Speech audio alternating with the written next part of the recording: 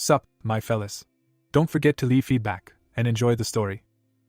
On a snowy battlefield strewn with corpses, a white bird perches on a bloodied sword among fallen banners. The bird looks around curiously amidst the desolate field. From the sword, the bird flies toward a distant fortress beyond the dead. A blond knight exhales in the freezing wind, bracing himself. The armored knight with a lion-shaped pauldron steels his resolve. He faces a horde of red-eyed orcs, sword drawn and cape billowing. His blade reflects demonic faces and blood as power gathers within it. Narration recalls that over long ages, humanity faced endless trials. Many brutal wars were fought, with swordsmen cutting down foes on every side. Out of those struggles, innumerable heroes arose to battle monstrous giants. The narrator states he was always present at the heart of those conflicts. He reveals that his existence was as the magic sword named Grohorn. Returning to the present, the Lion Knight steps forward, crushing an arrow underfoot. Now he confronts another massive orc army, readying for battle. The orc host surrounds him before the castle as he stands alone among the fallen. A gigantic enraged orc commander roars and swings his axe. The axe comes down and brutally cleaves into the knight's shoulder. The orc commander channels a red aura, empowering the countless monsters behind him. Grohorn reflects that he now stands not as a mere sword. He declares that he currently fights in the form of a knight.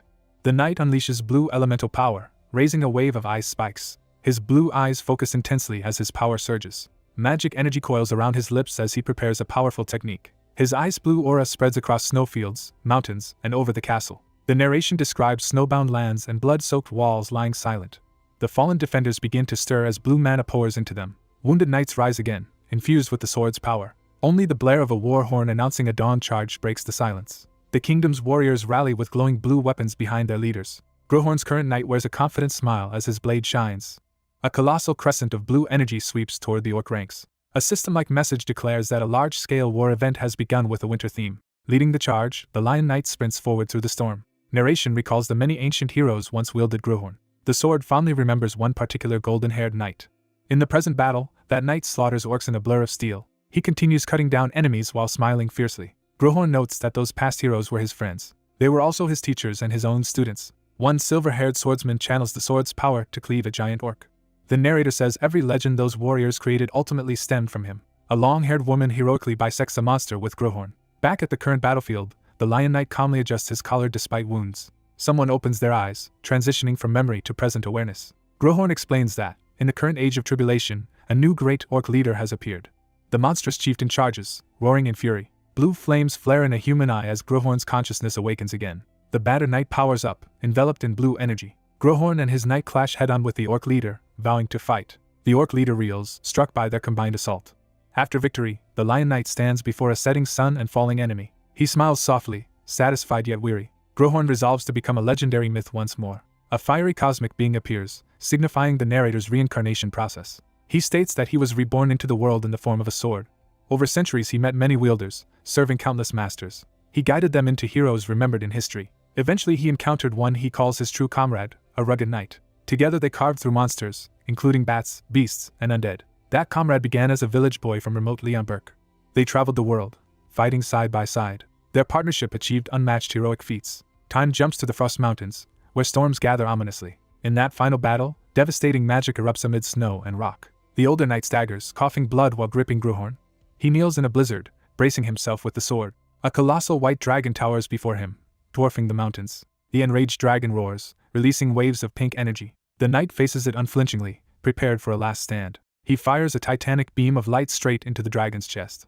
Grohorn ignites with blue flames in his hand. The knight unleashes a massive mixed blue-pink explosion against the dragon. Smiling through his injuries, he urges his sword companion to fight with him. He then surrounds himself with blue aura, challenging the dragon again. In a final charge, he drives Grohorn toward the dragon's heart.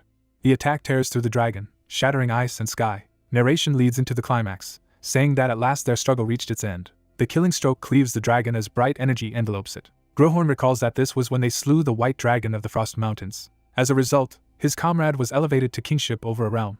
Grohorn himself became a revered relic enshrined as the dragon slayer's sword. Honoring his dying comrade's wish, Grohorn was entrusted to that royal bloodline. Much later, in darkness, voices and noises intrude on the sword's slumber. Grohorn awakens groggily, wondering why everything has become so noisy. Feeling himself shaken, he irritably demands to know who dares disturb his body. A fat blonde prince triumphantly declares that he is now the sword's master, shocking onlookers. A knight panics, insisting that only the king may touch that sacred item and begging the prince to return it. Hearing the term prince, Grohorn realizes the wielder is royal. Seeing the gluttonous, arrogant boy, The sword derisively compares him to a pig as the prince boasts nothing is off limits to him. Grohorn senses something is wrong and grows uneasy. He invokes his special authority of judgment to assess this new master. A status window reveals the boy is Adrian Leonberg, a 16-year-old with no aptitude and a list of terrible traits, confirming he is Leonberg's descendant. Grohorn is appalled that such a useless heir comes from the Sword Saint's line, while Adrian greedily imagines the power he'll gain. Adrian believes possessing Grohorn will finally force the king and nobles to acknowledge him. Grohorn dismisses him as ridiculous, annoyed by his delusions.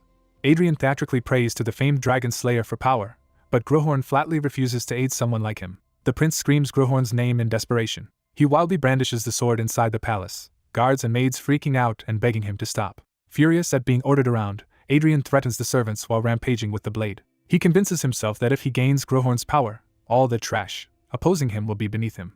In his frenzy, Adrian charges forward recklessly. He trips and falls, losing control of the sword as he crashes. The flying blade impales a guard's hand and continues onward. Everyone screams in horror as the sword hurtles toward an onlooker. A maid gasps, then someone shouts the prince's title in panic. Adrian lies on the floor with Grohorn buried in his chest, blood pooling as people rush to help and call the royal physician. Grohorn realizes in shock that the one stabbed by him is this foolish prince. As Adrian's vision fades, he senses himself dying. Grohorn feels himself about to faint for the first time in his existence as a sword. Narration explains that Prince Adrian was infamous as talentless, arrogant, and greedy, unfit to inherit the throne. He is described further as a stupid, lazy, cruel pig of a first prince. After he hovered near death and unexpectedly survived, rumors began spreading through the kingdom. Palace maids gossip that Prince Adrian seems to have changed recently. They speculate he is only behaving himself out of shame or fear and will soon revert. The narrator notes that Adrian himself pays no mind to such rumors. Grohorn realizes with horror that by possessing this body he has killed his comrade's descendant and stolen his life. A maid announces that the king has arrived and urges Adrian to prepare to greet him. Adrian, now hosting Grohorn's soul, grumbles that his father ignored him while he was dying and wonders why he visits now. The maid nervously urges caution in his words, as a stern silver-haired knight appears behind her. The knight remarks that although Adrian returned from death, his temper seems unchanged. He dismisses the maid, saying the king expects nothing from Adrian, while Grohorn wonders who this man is. The knight reminds Adrian that they share a master-student bond and accuses him of pretending not to know him. Grohorn, inside Adrian, guesses this must be the pig's former teacher. He feigns confusion, claiming his memories are in disarray, which alarms the knight. A servant announces the king's entrance, and Grohorn reacts to the mention of the monarch. Grohorn notes drily that the approaching king must be this scoundrel prince's father. Seeing the king, he is surprised and judges him more impressive than expected. Grohorn revises his opinion, thinking the royal blood may not be as degraded as he feared. Narration comments that, contrary to expectations, the king himself seems competent and composed as he addresses Adrian. When the knight informs the king of Adrian's memory loss, the court panics and calls for the royal physician to examine him. The physician checks the resting prince while knights and maids look on anxiously. He reports Adrian's body is entirely healthy. The physician suggests Adrian's condition may be temporary memory loss brought on by mental shock. Hearing this, Grohorn worries they might see through him. The king coldly calls the timing suspiciously convenient. He challenges whether Adrian thinks forgetting means his past misdeeds never occurred. The king lectures that people may err, but growth comes from recognizing and not repeating their mistakes. He accuses Adrian of having forgotten all such lessons. Because Adrian remembers nothing, the king says he has not advanced at all from his past wrongs. Growing more heated, the king declares that Adrian will remain stuck and useless if nothing changes, while others beg him to calm down and Grohorn feels verbally flayed. Grohorn inwardly curses his situation, realizing he will not even be treated as human, let alone as a prince. He wonders in dismay just how badly the original Adrian must have behaved. The king pointedly calls Adrian by his personal name, jolting Grohorn. The queen rushes in, tearfully embracing Adrian and saying she knows how confused he must be, promising his memories will return. She insists his forgotten past is trivial and unimportant, smothering him affectionately. Stroking his cheeks, she laments that his once beautiful face has wasted away. While Grohorn mentally protests that he still looks plenty chubby, she adds that she is simply happy to see him awake and conscious again. Cradling him, she begs him never to touch dangerous objects like the sacred sword again, and says she would have been devastated if he had not awakened. Adrian sits awkwardly in her arms, overwhelmed by his mother's doting. Grohorn, looking at the grieving queen, thinks guiltily that although she clings to her son, Adrian himself actually died when the sword took over his body. Someone laments that their current situation feels very burdensome as the scene shifts to a grand castle at night. The queen gently tells the chubby young prince to rest and that she will visit him again. After she leaves, the prince wakes with a bitter chuckle. He remembers that a comrade once asked him to protect his descendants, yet he ended up killing one of them. Tormented, he admits that even if it was accidental, he is the one who took that descendant's life. Resolving himself, he decides he must live well on behalf of the person he killed. He explains that after being reincarnated as a sword, he spent his life cleaning up after others, and although this new body is talentless and fat, that no longer matters. He concludes that all he needs is to rebuild his power from scratch. Confident in his experience raising many disciples, he readies himself to do so again. He states that the first step is to forge something called a mana heart.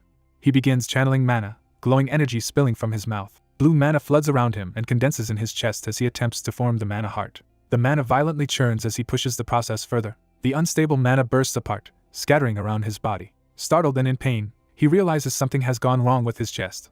He concludes the mana has dispersed because this weak body cannot properly accept it. Undeterred, he forces himself to try forming a mana heart again. He grits his teeth and pours even more mana into the attempt. He repeatedly urges himself on, driving mana back into his chest over and over. Exhausted, he collapses as the mana once more explodes outward. Writhing on the floor, he curses this body and how impossible it seems to handle mana. Still reeling, he keeps shouting in disbelief at how awful this body's condition is. He screams that if he still had his original sword body he could easily fix such a constitution by brute forcing mana into it. A servant knocks and respectfully asks permission to enter the prince's chambers. A maid brings a steaming cup, explaining it is a restorative medicine the queen has sent for his health. She nervously asks him to drink it for the queen's sake despite its bitterness. Remembering past tantrums, she anxiously watches him for any sign he might throw the bowl again. She recalls the previous time when he violently hurled the medicine, shouting that he refused to drink it. Seeing the medicine now, he suddenly reacts with surprise. He recognizes that the liquid she brought is infused with mana. Acting quickly, he grabs the bowl from the startled maid's tray. He gulps down the entire contents without hesitation. The maid is left speechless, stunned by his uncharacteristic compliance. Slamming the empty bowl down, he curtly tells her he has finished and orders her to leave. As she hastily agrees and backs out, he thinks to himself that he can now try forming a mana heart one more time. Drawing on the medicine's power, he surrounds himself with blue flames and begins the mana heart ritual again. Feeling the new mana settle, he notes with relief that this time the method seems to be working. He judges that although the amount of mana stored is meager and will dissipate quickly, it is at least a functional start. He rushes after the maid in the corridor and calls out to her. Pointing at the tray, he bluntly asks if there is any more of that medicinal drink. Several days later, his hand burns with blue mana, showing that his mana capacity has steadily increased. Smiling darkly, he mutters that at last the moment he has been waiting for has arrived. Overjoyed, he declares he can finally forge a proper mana heart with the power he has accumulated. He recalls that he has created mana hearts countless times before and believes he can do it again with ease. As the process begins, his expression twists in shock at the sudden intensity. Agonized, he remembers belatedly that forging a mana heart is inherently excruciating. Memories surface of others screaming that the process felt like their insides were burning and their chests were about to explode. He clutches his chest and realizes that such suffering is actually normal when forming a mana heart. Accepting this, he braces himself and acknowledges that pain was always part of the procedure. He warns himself not to black out, knowing that losing consciousness mid-process would be disastrous. He pictures the deadly mana backflow that can destroy a body if the user passes out while forming a mana heart. Drenched in sweat, he forces himself to stay awake through sheer willpower. Kneeling amid surging mana, he repeats that he must focus completely on controlling it. He methodically seizes the rampaging clump of mana, reminding himself there is no need to rush. He guides the mana slowly along the pathways around his heart, following the proper flow. He lets the newly formed heart of mana permeate and integrate with his physical heart. The energy settles like a drop of water spreading calm ripples through a lake. At last the wild mana quiets, leaving him standing with a steady blue glow at his chest. Panting, he checks himself and confirms the process seems to have succeeded. Overwhelmed, he feels the strong, rhythmic beat in his chest and whispers that it is finally there. Gazing at the condensed blue core in his hand's perception, he notes this mana heart was crafted for himself rather than for someone else. Laughing triumphantly, he proclaims he has completed a mana heart solely for his own use. He exults aloud that he has indeed created a mana heart in this body. As he revels in victory, something strange catches his eye and makes him pause. A golden notification appears before him, stating that a mana heart has been created, and he wonders if this is some kind of status window. He realizes the window's style is identical to the status messages he used to send to wielders when he was a sword and questions why it is now visible to him. Another notice announces that a connection to his origin is being restored, leaving him alarmed and confused. Multiple system messages flash by, saying the connection is unstable, most authorities are unavailable, but a limited form of judgment now lets him gauge opponent's potential. Further notices state that he has gained extremely limited access to third eye and third ear authorities, enhancing his sight and hearing. Looking out the window, he mutters about these so-called authorities and tries to comprehend their effects. When he focuses, the tree outside suddenly sharpens into astonishing clarity. Examining the leaves, he confirms he can now see the world far more clearly than before. Testing his hearing, he muses about internal sound and realizes he might be catching conversations not meant for him. He clearly hears maids beyond the door gossiping that his usual temper would have caused the scene already, confirming he can eavesdrop outside. Suddenly a sharp pain stabs his head, making him cry out. New warnings tell him his internal mana is depleted and all authority use is being forcibly shut down. Holding his head, he understands that this brutal headache is what the phrase, extremely limited, truly meant. He reflects that compared to his former sword body, which could sense everything in all directions without blind spots, these new senses are feeble. He notes that the absolute perception he once had as a sword has vanished completely. For now, with only a tiny trickle of magic power, he can merely see a bit better and overhear nearby sounds.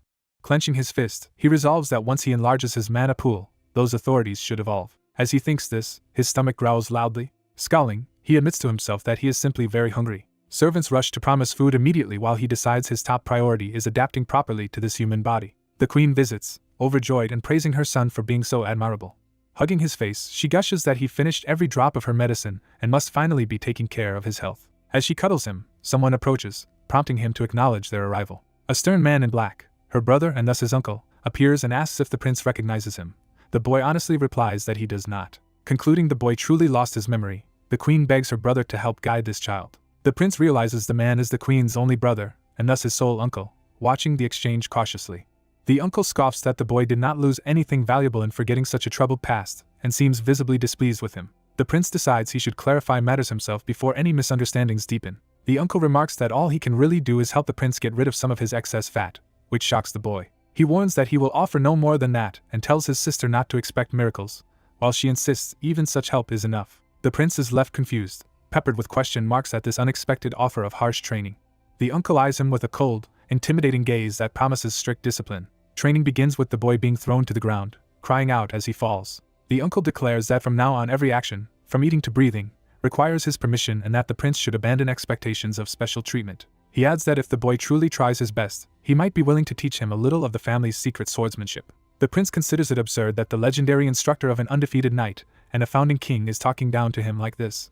The uncle taunts that the prince's trembling fat shows how resentful he must feel. The boy straightens and addresses him, proposing they make a bet. He vows that within half a year he will force his uncle to acknowledge him, determined to shatter that arrogant gaze. He stakes the bet by saying that if he fails he will obey any command his uncle gives. In return, he demands that if he succeeds, his uncle must grant him a wish, which the older man finds amusing. The uncle accepts, saying he welcomes at least one source of entertainment in this dreary life. Later, the prince pants heavily during training, admitting he boasted too much for how weak this body currently is. Frustrated, he curses his sluggish, out-of-shape body that refuses to move the way he wants. Mana begins to swirl faintly at his feet as he contemplates another approach. He concludes he has to burn mana actively and decides to focus on using it to burn away the fat all over his body. Watching this, the uncle is startled and begins to suspect what the boy has done. When their spar escalates, the uncle swings, and the boy instinctively counters with mana, shocking the older man. The prince stands with a blank look, blue energy still flickering around him. His uncle, stunned, demands to know if he actually created a mana heart in that body. The boy casually admits that he did so not long ago and asks if the man already regrets their bet. The uncle snaps, asking what he was thinking creating a mana heart at all. He then presses, wanting to know where the boy learned the technique and pointing out that he clearly does not understand the mistake he has made. The prince, confused, starts to repeat the concept of a mana heart, while wondering what problem his uncle means. The uncle explains that a mana heart is considered an outdated, crude technique now used only by low-level mercenaries, leaving the boy aghast. The revelation echoes in the boy's mind as he internally shouts in disbelief. His loud exclamation of shock rings across the castle grounds. Sitting later with hands clasped, he gloomily concludes that his cherished method has become an obsolete relic of a bygone era. His uncle repeats that mana hearts are crude methods for lesser fighters, underlining how out of date the boy's approach is. The prince stares in disbelief, sweating as he absorbs how much the world's techniques have changed. Flustered, he demands to know exactly what his uncle means, and the man replies that it will be faster to demonstrate.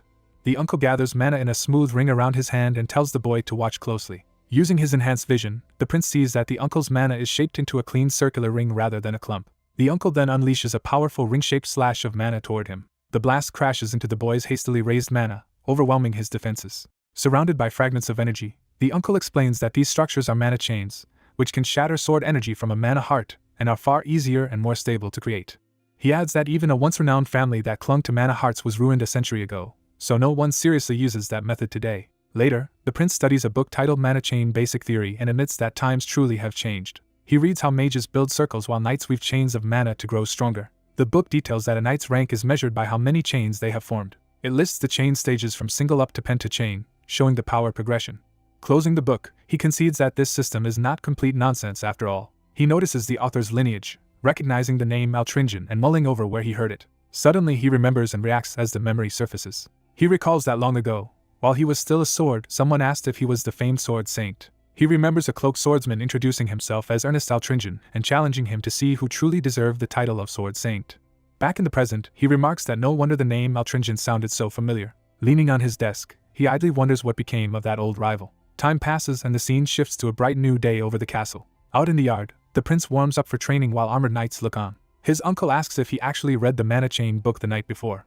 The uncle says that by now the boy should realize how foolish his earlier choice of cultivating a mana heart was. The prince answers casually. Smirking, he insists he does not think he made any mistake at all. The uncle, exasperated, questions whether the boy is refusing to accept reality or truly does not understand the situation. Manifesting mana in his hand again, the uncle begins to explain that not all mana hearts are identical, hinting at deeper distinctions.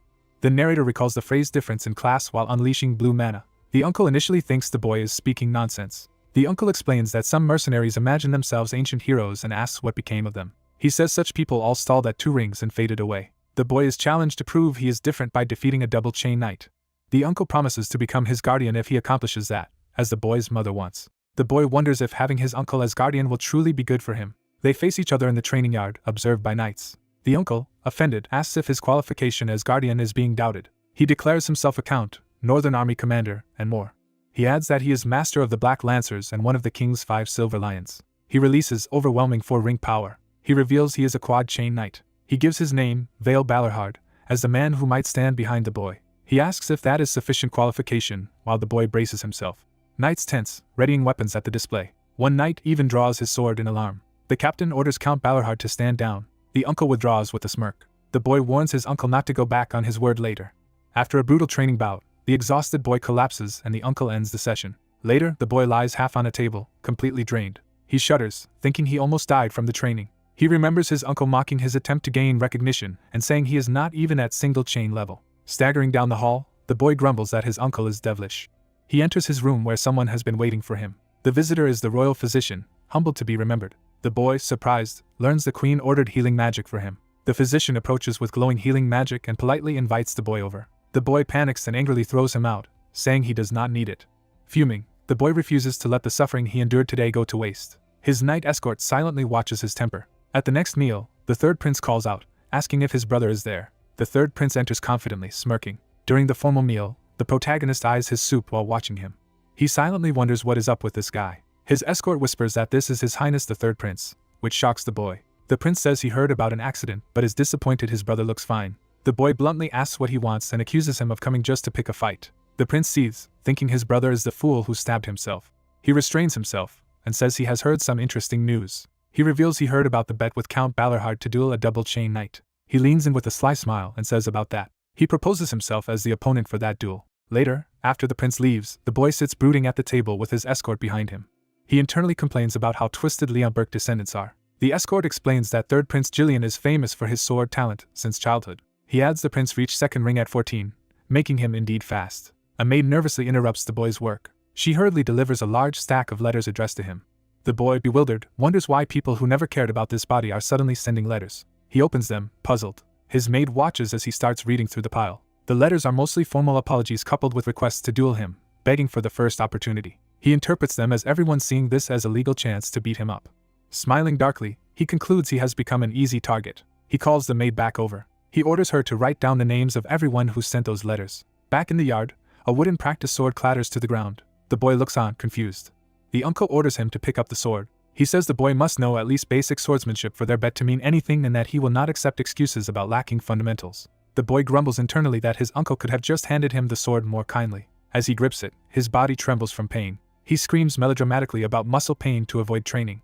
The uncle stops him and asks if he did not receive healing magic. He reminds the boy that knights know healing magic only restores, not grows, muscles. He explains flatly that healing returns muscles to their previous state, and cannot build strength. He relents though, saying that was not his main point today. He tells the boy he actually wanted to discuss something else.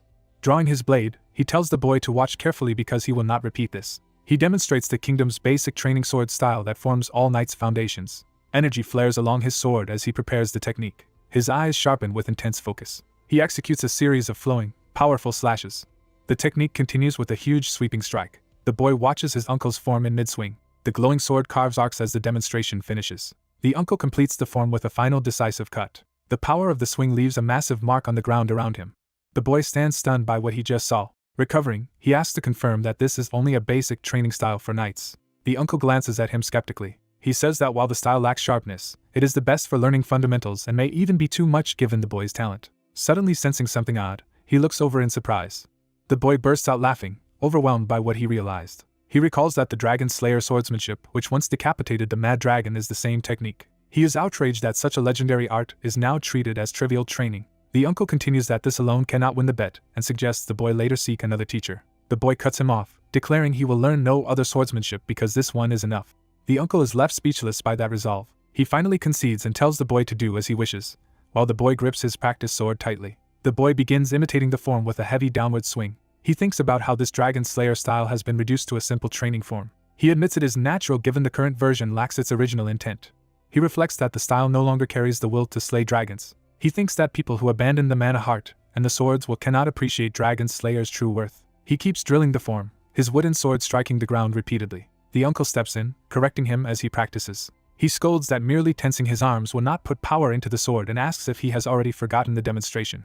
He whacks the boy in the stomach to show a weak spot. Then he hits his legs as well to reinforce his point. He explains that real sword power comes from channeling strength through the whole body. The boy quietly acknowledges the lesson. He admits to himself that his body is still weak and clumsy, barely imitating even a degraded Dragon Slayer. Nevertheless, he vows to prove that Dragon Slayer is not obsolete junk to be discarded. Training continues day after day as his footsteps pound the yard. He runs and pushes himself over multiple days, then 3, under his uncle's watch. After a week he is still swinging, more steadily. He also sits alone, cultivating his mana heart with intense focus. Time passes and a month goes by in this harsh regimen. System messages appear stating his constitution has improved and his morbid obesity trait has become general obesity, with faster metabolism. Further notifications say he has grown used to his body, lost the clumsy trait, and his exercise efficiency has greatly increased. Additional messages report that consistent mana training has changed his constitution. His mana sensitivity disorder disappears and is replaced with heightened mana sensitivity. He now swings the sword far more smoothly than a month ago. Sweat pours as he continues lifting the blade overhead. He notes, he feels stronger than yesterday. He senses each swing becoming more perfect than the one before. So engrossed, he ignores a shout to stop and keeps slashing. His strikes dig into the wet stone, splashing water. In a storm-soaked yard, he and his uncle continue training while another knight looks on. The uncle's hand bleeds where he has grabbed the boy's sword to halt him. Blood drips to the ground, showing how far the session has gone. The boy finally comes back to himself, and weakly calls to his uncle. He stares in shock at what he has done. The scene shifts to a heavy training post broken by his last strike. The cracked post still stands but bears clear signs of the destructive blow. The boy looks horrified at his own power. The uncle explodes, calling him a fool for training so recklessly in this weather. He scolds that a real sword would have injured him badly. The boy gazes at his own hands, covered in blisters and blood. New messages declare he has awakened from extreme concentration, retained its sensation, and gained a hyperfocus trait. He lets out a weak laugh at this development. He jokes internally that if he pushed that focus again he might be struck by lightning and die. Collapsing, he is carried off while a knight rushes over shouting for his highness. His uncle looks down at him, rain mixing with tears on his face. The uncle calls him a foolish brat, but clearly cares. The boy later wakes up groggily in his bed. Realizing where he is, he wonders if he blacked out. He admits he misjudged the limits of this body. He reflects that in his past life as a sword he had already achieved titles like Nameless War Hero, Sword Master, and Mercenary King. He remembers also being hailed as the founder of the kingdom. He recalls leading wars, raising heroes' strength, and guiding their paths. He names himself Grohorn, once a wise advisor and excellent teacher in sword form. Yet he notes that as a sword he was always only a third-party observer. That is why he now swings the sword himself, relishing that the effort and results are finally his own. He concludes that if he keeps going at this pace, his frail body will break, so he must balance mind and body. Sitting to meditate, he notes it has been over a month since forming his mana heart, and that he has gathered enough mana to advance to the next stage. Blue mana flares around him as he calmly prepares for that next advancement. The system acknowledges that through steady effort he has accumulated mana to a significant level. Mana surges around his body as he channels the gathered energy into himself. The notification states that his body can now endure a greater amount of mana. It further announces that his mana heart has enlarged. He concentrates the blazing mana into his hand, testing his control. Another message confirms his physique can now bear slightly more mana. The system notes that his body's very constitution has changed due to the expanded mana heart. He opens his eyes in shock, realizing his transformation. Overjoyed, he exclaims that he has finally succeeded. Grinning at a nearby sword, he decides to test his new power. He grabs the sword's hilt to begin. The system proclaims he has reached the rank of sword learner and gained access to basic aura. He reflects that with aura on his sword he can now at least handle the fundamentals. Outside, a knight tells him rumors about him are spreading throughout the kingdom, and he asks about them. The knight brings up the prince's reckless public bet and complains that it has even annoyed him. The prince suggests it would be best to quickly find a duel opponent, then vaguely acknowledges the matter. Another noble appears as a prospective opponent. The prince smirks and says he has already chosen who he will fight. Elsewhere, a young man tells his uncle it would be difficult to fight a double-chain knight immediately and asks to duel single-chain opponents first, and his uncle agrees. Back at the training grounds, the prince calls to Carl and asks about the thing he requested. Carl respectfully hands him a compiled list of everyone who sent him duel requests. Carl hesitantly asks if the prince plans to use those challengers for practice matches. Carl warns that most listed nobles resent the prince and might try to seriously harm him under the pretext of duels. The prince says he already knows that, hinting he has a reason. He then tells his uncle that he will need him to act as referee. The prince asks only that his uncle prevent anyone from dying during the duels, calling it a small favor. A few days later, on the first duel day, a nervous young noble stares at the arena. He arrives at the first prince's grand palace, thinking bitterly of the scoundrel who lives there. He introduces himself in narration as Taylor Talheim, second son of a minor baron family. A flashback begins, showing the former scoundrel prince mocking Taylor's relative at a royal banquet years ago. The old prince ridicules Taylor's family as country bumpkins before the crowd, deeply dishonoring Taylor's father and brother. Taylor explains that since that incident his family's honor has been trampled and they remain the noble's laughingstock, all because of Adrian Leonberg. Vowing to make Adrian pay for that humiliation today, Taylor formally greets the first prince in the arena. Taylor introduces himself aloud as the Talheim family's second son, an apprentice knight of their house style, while Adrian casually comments that it is only a practice match. Adrian, looking unimpressive and overweight, even wonders aloud if Taylor is truly a knight because he appears weak. Taylor sees, thinking the rumors about Adrian's arrogance and lack of sense are true, until the referee orders him to calm down. Adrian's uncle tells Taylor he understands his anger but reminds him the duel has not yet started and urges him to pull back his fighting spirit. Taylor blushes and excitedly exclaims Lord Balerhard's name, clearly admiring the famous knight. He bows deeply, saying it is an honor to meet Balerhard, who politely returns the greeting. Watching Taylor fawn over his uncle, Adrian mutters that people might mistake Balerhard for the prince instead of him. Balerhard reproaches Adrian that his past behavior brought all this trouble, while Adrian grumbles about him always bringing up old misdeeds. Balerhard orders both fighters to take their positions and announces the start of the duel. Adrian and Taylor face each other with crossed blades, tension high. Taylor ignites his mana chain, enveloping himself and his sword in bright aura. Power surging, Taylor warns Adrian to be careful as he prepares to attack. Taylor dashes in with a powerful aura charge slash aimed at the prince. Their weapons clash violently, sending shockwaves through the arena. Taylor follows up with another huge, downward blow, but Adrian firmly blocks it. Adrian calmly observes that Taylor's movements are wasteful and inefficient. In the next exchange, Adrian's aura-coated strike meets Taylor's attack head-on. Taylor suddenly senses the presence of a mana heart within Adrian's aura, something he did not expect. Adrian's counter-strike smashes through Taylor's assault and sends him flying. Taylor is thrown hard into the ground, the impact cracking the stone. Shaken, he mutters that a simple mana heart should not be able to resist a mana chain and wonders if it is because Adrian has only one ring. Adrian, barely bothered, says the attack only made his chest tingle a little. Taylor reacts in disbelief as he realizes how little damage he has done. Observing from the sidelines, Carl and the knights hear a strange sound from Adrian's sword and question what it is. Balerhard recognizes it with alarm as sword resonance. As the sword hums with energy, Taylor thinks to himself in shock that this cannot be happening. He charges again, yelling in denial, blade crackling with aura. Adrian is momentarily surprised by the renewed ferocity. Taylor's frenzied blows rain down on Adrian, who struggles under the assault and groans. Taylor continues his wild barrage, screaming as he hammers away at Adrian's guard. The clashing aura erupts in a blinding explosion of light and force. Amid the blast, a figure's feet skid and splash through the dust as they're pushed back. When the dust settles, Taylor is panting while Adrian stands with sword lowered, still on his feet. Adrian reflects that people say ring mana and heart mana are incompatible, and he acknowledges that this is true. He notes that combining both makes him feel close to mana backflow, as if his mana heart might rupture at any moment. Nevertheless, focusing on Taylor, Adrian asks if he said he was Baron Talheim's second son. Adrian tells Taylor he needs to cool his head. He closes his eyes and concentrates, repeating to himself to focus on his senses. In his mind's eye he appears submerged in water, sinking deeper into his inner world. Underwater, he reaches out and commands something within himself to awaken. Narration explains that whether his blade is called Demon Sword, Holy Sword, or anything else, it is all the same to him. A massive dragon-like spirit appears, suggesting the many names tied to the weapon's legend. Adrian's hand touches the spectral sword, which is described as containing part of his own soul. The system reports that his mana heart has accepted a tremendous will and gained a distinct color. It specifies that a dormant will to slay dragons inside him has now awakened. The sword's memory of hunting dragons and the heart's dragon slayer essence combine within Adrian. The system declares that the dragon slayer's heart has been activated.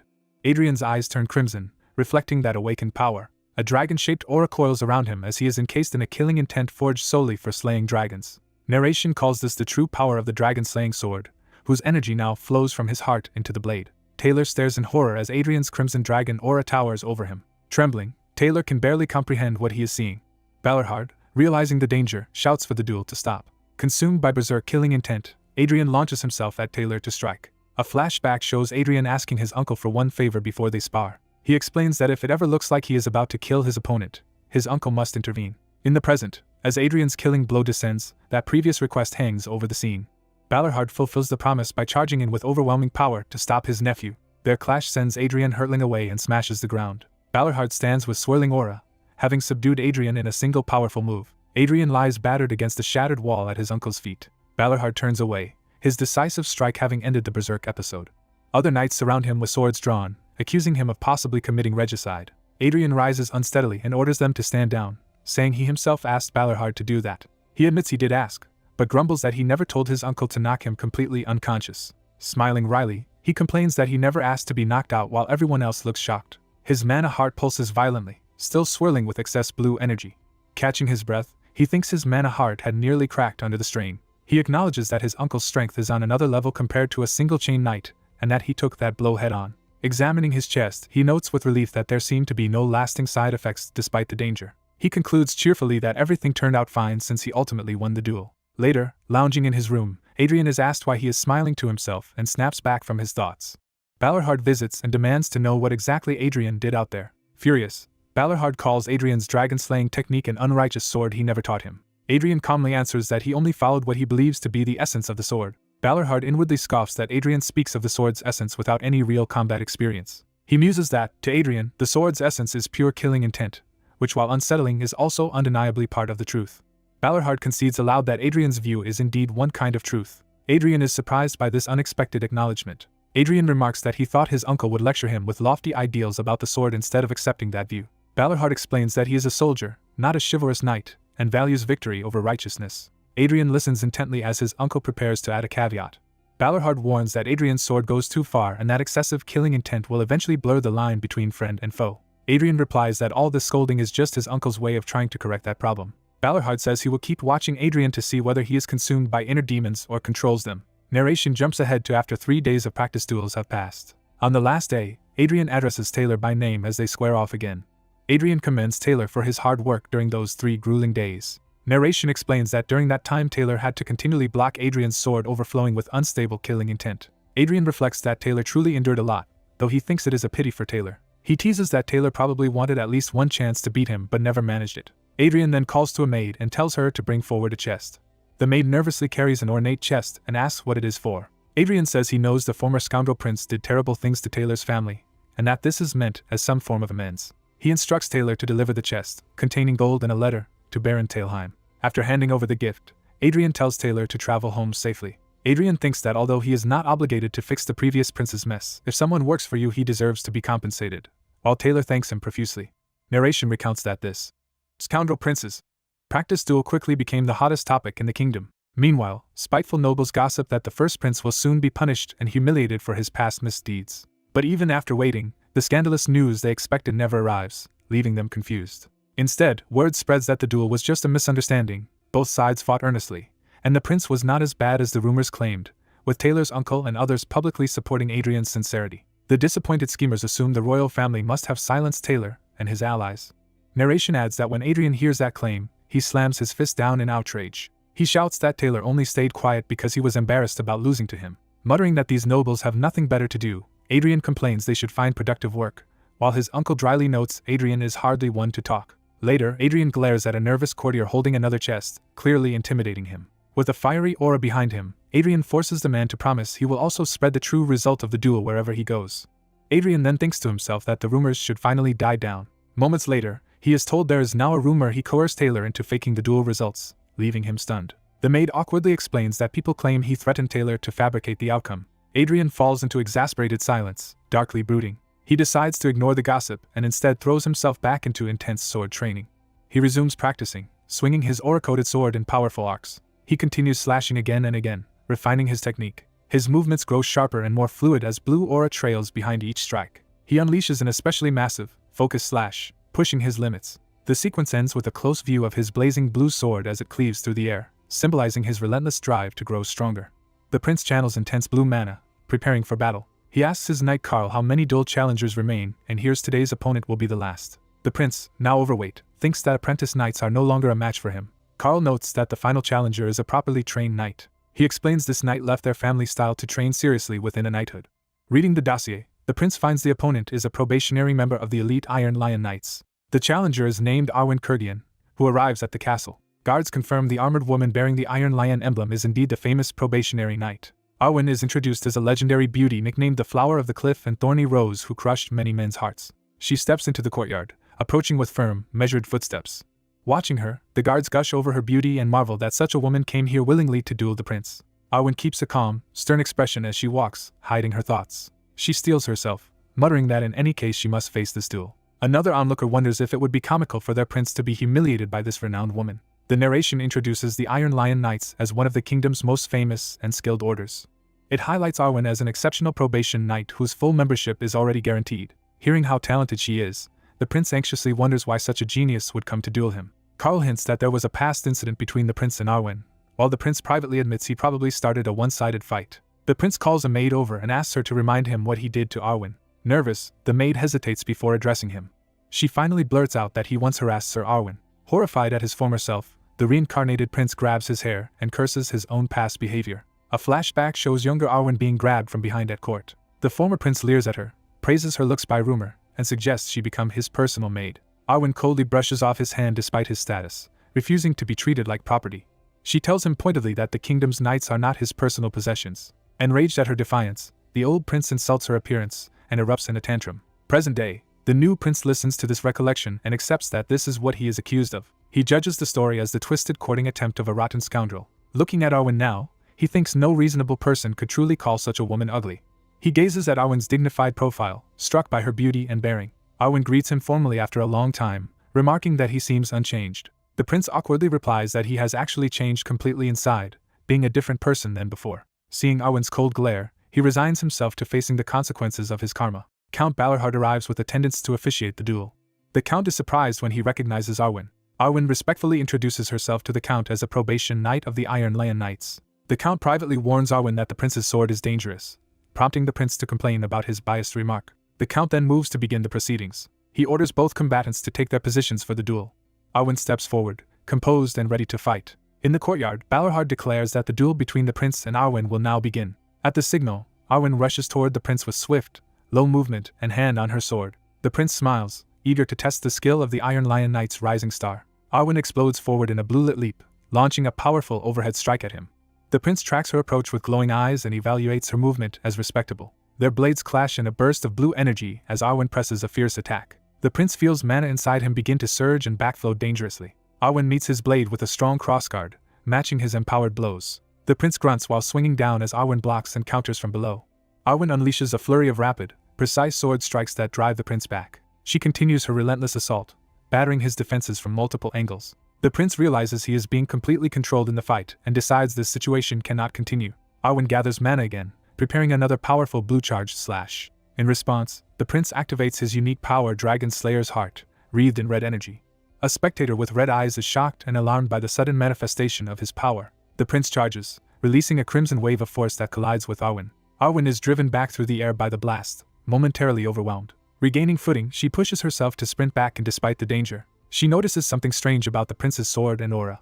The prince acknowledges that even among single-ring mana users, Arwen is on a much higher level than most. His judgment ability becomes available, allowing him to appraise her status. He reads Arwen's profile, seeing her high combat aptitudes and traits like sword prodigy, competitiveness, and pure heart. Empowered by Dragon Slayer's Heart, the prince stands bloody but intensely focused. He notes that if he can read all that with only limited authority, it means Arwen's power is still comparable to or below his own. Arwen powers up with blue aura again, refusing to yield. The prince concludes this means she is at most his equal, or slightly weaker, and resolves to go all out. Both combatants surge forward with red and blue energies, declaring the real battle is starting now. Later in the bout, the exhausted prince pants heavily, body covered in bruises. Arwen is also gasping, battered from the prolonged clash. As the sun sets, they face each other in the arena, still standing despite 3 days of fighting. One of their swords falls to the ground as fatigue finally catches up. Count Balorhard calls an end to the day's duel and postpones the conclusion until tomorrow. The prince clicks his tongue, saying he was just about to finish the fight. Arwen smiles faintly, claiming she too was moments from victory. Their mutual competitiveness flares as they suggest continuing the duel as long as the other wishes. Balorhard sternly shouts enough, stopping them from escalating further. He points out that it is late, and orders both fighters to seek healing immediately. A healer rushes to the prince, promising to treat his injuries at once. While healing him, the cleric fusses over additional bruises he finds. The prince watches as another healer tends to Arwen's wounds. Arwen, still quiet, seems uneasy as she glances toward the prince. The two leave the arena in opposite directions without speaking further. As Arwen walks away, she internally vows that she absolutely will not lose this duel. Narration remarks that after days of fighting, no clear winner has yet emerged. Iron Lion Knights gossip that it is already the third day of dueling and they are surprised the prince is holding up. One knight admits Arwen's reputation is deserved but says the first prince's skills are equally impressive. Balorhard hopes the duel will finally produce a result today. Before resuming, the prince tells Arwen he has something to say. Arwen assumes he intends to apologize and warns she will not accept any apology. She adamantly states that no apology can erase what happened before. The prince instead thinks she just wants to reclaim her pride through victory, then says that is not actually his point. He suggests making the duel more interesting by placing a prize on the line. He proposes that the loser must grant one wish to the winner, even kneeling or apologizing if ordered. Arwen stands silently, considering this risky condition. Karl and the others panic, insisting a prince should not offer such stakes, but the prince ignores them. He asks Arwen directly what she thinks of the proposal. Arwen replies formally that as a knight loyal to the Leonberg royal family, she cannot lightly accept a bet that might disrespect him. However, she adds that if the wish remains within what he permits, she is willing to accept the wager. The prince, shrouded in red aura again, praises her decision as sensible. Arwen charges anew, shouting that he must not go back on his word later. The two clash once more in a storm of red and blue slashes. Arwen sends a massive blue energy wave at the prince. The prince's eyes glow red with ferocity as he counters. He drives a devastating red strike straight at Arwen, forcing her to block and cry out. Arwen is shocked by his increased speed and notes he was not this fast the previous day. With Dragon Slayer's heart blazing, the prince appears beneath a vision of a roaring dragon, making observers wonder if he had been hiding his true strength. Red and blue energies collide repeatedly as they trade overwhelming blows. Both fighters are hurled through the air by a massive exchange of power. Arwen takes another heavy hit, grimacing as she tries to keep her guard.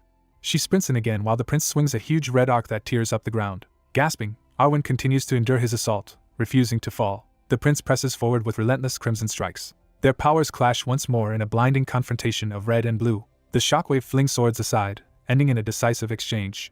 Arwen drops to one knee, badly shaken, while the prince staggers but remains standing. The watching knights are stunned speechless by the outcome. Balorhard stares in surprise at how far the prince has progressed. Arwen, trembling, mutters in disbelief that this result cannot be real. The prince approaches and calmly announces that, under their wager, he has won. Standing before the kneeling Arwen, he begins to declare his wish. He looks down with a faint, resolved smile. Arwen hears him state that what he wants is her. Narration shifts to Karl, who says being royal guard to the infamous first prince seemed easier than expected. In an earlier memory, Karl first introduced himself to the prince and pledged to serve him. Karl recalls that although the prince appeared arrogant, he did not behave as violently as court rumors claimed. Karl later watches the prince training alone, swinging a sword in the courtyard. Contrary to rumors, Karl begins to doubt his earlier negative impression of the prince. One rainy night, he and other knights quietly observe the prince obsessively training in the downpour. A subordinate suggests stopping the prince because the rain is too heavy. Karl moves to intervene, shouting for the prince to be careful. At that moment the prince's strike explodes with golden power against the wooden dummy. Karl watches in awe as the drenched prince smiles through the sparks. The sight convinces Karl, shown by his widened eye, that the prince is extraordinary. Karl narrates that from then on he felt the prince was destined to become a great man. Returning to the present duel, Karl admits he used to think that way as the prince tells Arwen he wants her. The onlooking knights reel at the seemingly scandalous confession. Karl wonders if he misjudged the prince's intentions after all. Exhausted, Arwen steadies herself and questions if his demand is truly what he desires. She shouts, asking if that bold wish is really what the prince wants from her. The prince answers that in her current state she is just an apprentice who cannot defeat even a scoundrel prince. He explains that what he actually wants as his prize is something else. He clarifies that he seeks Arwen Kurgien's potential and future as a knight. He says he needs a knight who chooses to follow him of their own will. He emphasizes he does not want someone bound only by royal decree. Instead, he desires a knight who belongs solely to him and believes Arwen fits that role. Drawing on his judgment readout, he tells her she possesses remarkable talent with the sword. Therefore, he concludes, Arwen Kurgien is exactly the person he wants. He formally asks her to become his knight as the sun sets behind her. Arwen narrates that she did become the knight she dreamed of, serving that childlike prince, as her new life by his side begins. Observers note that Arwen matches the rumors about her beauty. Arwen recalls that because no one recognized her as a true knight, she trained twice as hard as the others. During training, Arwen dominates a duel, forcing an opponent to the ground at sword point. The bout ends with Arwen Kurgien declared the victor, even after Arwen defeats all fellow apprentices with overwhelming sword skill. She continues clashing blades fiercely with yet another opponent in the yard. Arwen showcases outstanding results in repeated sparring matches. Despite her prowess, other knights treat her as a poster girl and say escorting such a beauty is an honor, making her feel she still is not seen as a knight. Remembering this, Arwen hesitates, struggling with her emotions. She reflects on a proposal that values her knightly potential and future. Arwen wonders if the prince offering this is truly sincere. In the training grounds at sunset, she begins to make a solemn request of him. Arwen asks the prince to treat her not as a woman but purely as a knight. She adds that if he does so, she will comply with his wishes. The prince silently considers her earnest demand. Arwen watches him tensely, awaiting his response. He agrees and promises to honor her as a knight. Arwen steps forward to formally kneel before him. She drops to one knee in front of the prince to pledge herself. Arwen, eldest daughter of the Kurgan family, begins swearing loyalty to Prince Adrian Leonberg. She vows to dedicate her sword and entire life in his service, astonishing the watching knights. A stern black-armored commander looks on in speechless surprise. Adrian, invoking his status as legitimate heir of Leonberg, officially knights Arwen. As Arwen kneels, he pronounces the virtues she must uphold as a knight. He finishes the ceremony by commanding her to remain brave, courteous, and loyal. Later at the academy grounds, Arwen's swift movement catches students' attention. Some apprentices gossip that swearing loyalty to that scoundrel prince is senseless, and say they should somehow void the oath, though she refused their help. Others whisper suspiciously, wondering if Arwen and the prince have some hidden relationship. More rumors spread that Adrian might be using a knight's oath as cover to keep her as a mistress, questioning why she accepted his duel. Adrian, hearing how people now talk about him, explodes in frustration, asking if he is some villain. He rants that everyone treats him like the worst scum alive. His knight Carl listens in uneasy silence. Carl then addresses Adrian to revisit something the prince said earlier. He brings up Adrian's past remark made on the day of the final duel, which Adrian initially does not remember. Carl clarifies he means Adrian's wish for a knight who serves him from personal will, not by royal decree, reminding Adrian of that conversation. Carl asks if that truth offended him, pointing out that a knight bound by decree would leave if ordered elsewhere. Adrian casually says Carl may swear his oath later if he wants. Carl gathers courage and asks if Adrian would really accept his own oath. Adrian turns away and bluntly refuses. He coldly says Carl brings him no joy to raise and he does not want him. Carl laughs it off, masking hurt, and Adrian reacts with mild annoyance. Adrian insists he is serious, not joking, about his rejection. Soon after, Adrian receives a royal decree releasing him from probation to attend an upcoming banquet, wondering if he caused this. Scratching his head, he's puzzled that probation ended a month and a half early. He recalls how the king once seemed ready to shut him away in the first prince's palace forever, making this sudden change suspicious. Walking through the palace, Adrian mutters that he cannot guess the king's intentions, while a maid asks if he is glad probation is over. Adrian replies that he does not really care, since leaving the palace offers him nowhere to go. He adds that he has no acquaintances to visit, startling the maid as she reads something. She nervously apologizes, explaining she just noticed an invitation addressed to him. Adrian repeats in surprise that he has received an invitation. The maid shows him a fancy card, confirming that this is the letter. Reading it, Adrian learns it is for a social club reserved for select young lords. The maid explains it is a gathering he himself once belonged to, shocking him. Adrian asks if the place is strange, prompting the maid to hesitate. She recalls it as a decadent den where young nobles drink heavily and indulge in refined but incomprehensible pleasures with women. Adrian concludes it is just a club for drinking and chasing women and says he'd rather focus on training than attend such a useless event. As he is about to dismiss it, something on the envelope catches his attention. He reads the flowery dedication from his supposed eternal friend Bernardo of the Eli family. Seeing the Eli name, Adrian is startled and repeats it aloud. He remembers from his uncle's stories that House Eli once stubbornly upheld the Manna Heart tradition until the end, only to fall into ruin a century ago. Because of this, Adrian changes his mind and decides he should attend the gathering after all, and the maid agrees to prepare his things. He hopes the Eli family has not yet completely fallen from grace as he folds the invitation. Narration notes that 4 months have passed since Adrian possessed the body of the scoundrel first prince and began harsh weight loss training, while a tailor excitedly presents new clothes made to his instructions. Adrian's new outfit is black, matching his preference. The clothes have minimal decoration, just as he requested.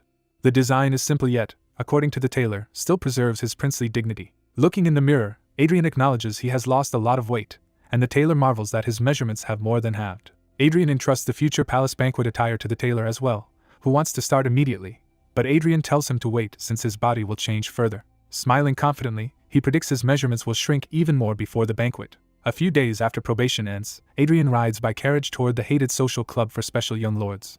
Carl rides as escort, watchful beside the royal carriage. Inside the carriage, Adrian yawns and complains that being a prince is exhausting. He grumbles that the formal clothes, carriage, and escorts make everything feel suffocating. Mid-complaint, he notices something off with his maid. He sees a glimpse of a scar on Adelia's shoulder and calls out to her.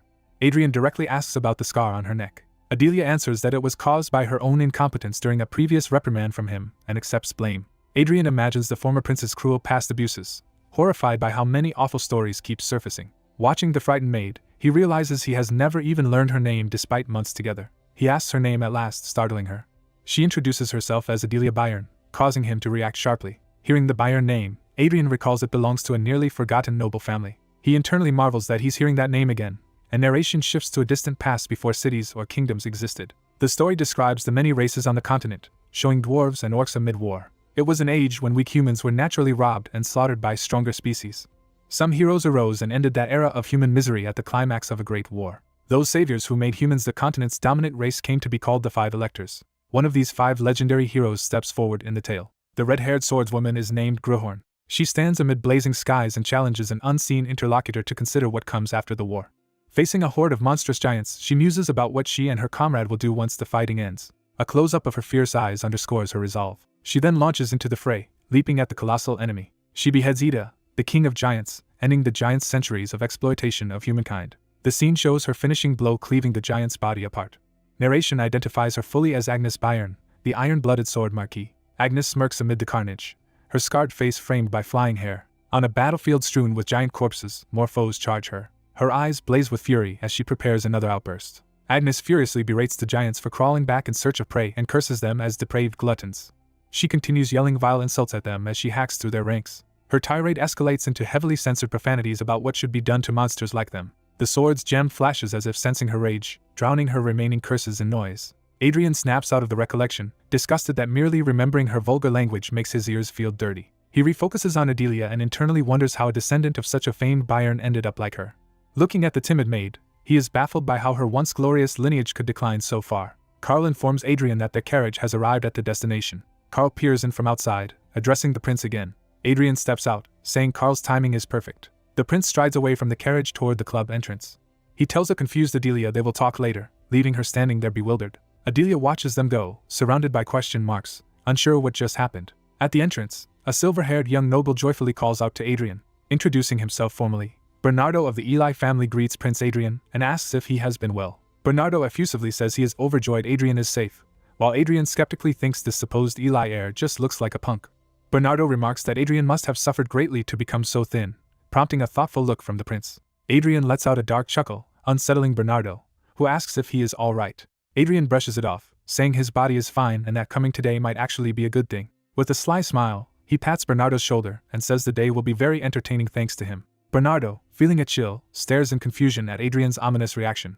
Inside the club, other young nobles share lewd stories about women, laughing loudly. Men flirt openly with courtesans, commenting on their soft skin while the women feign playful protest. The camera widens to show the lavish salon where nobles drink and revel around a table piled with food and alcohol, Adrian and Bernardo among them. Bernardo privately notes that Adrian's behavior tonight is strange compared to his usual drunken, womanizing self. He observes that Adrian's aura now feels completely different from before as the prince calmly nurses a drink.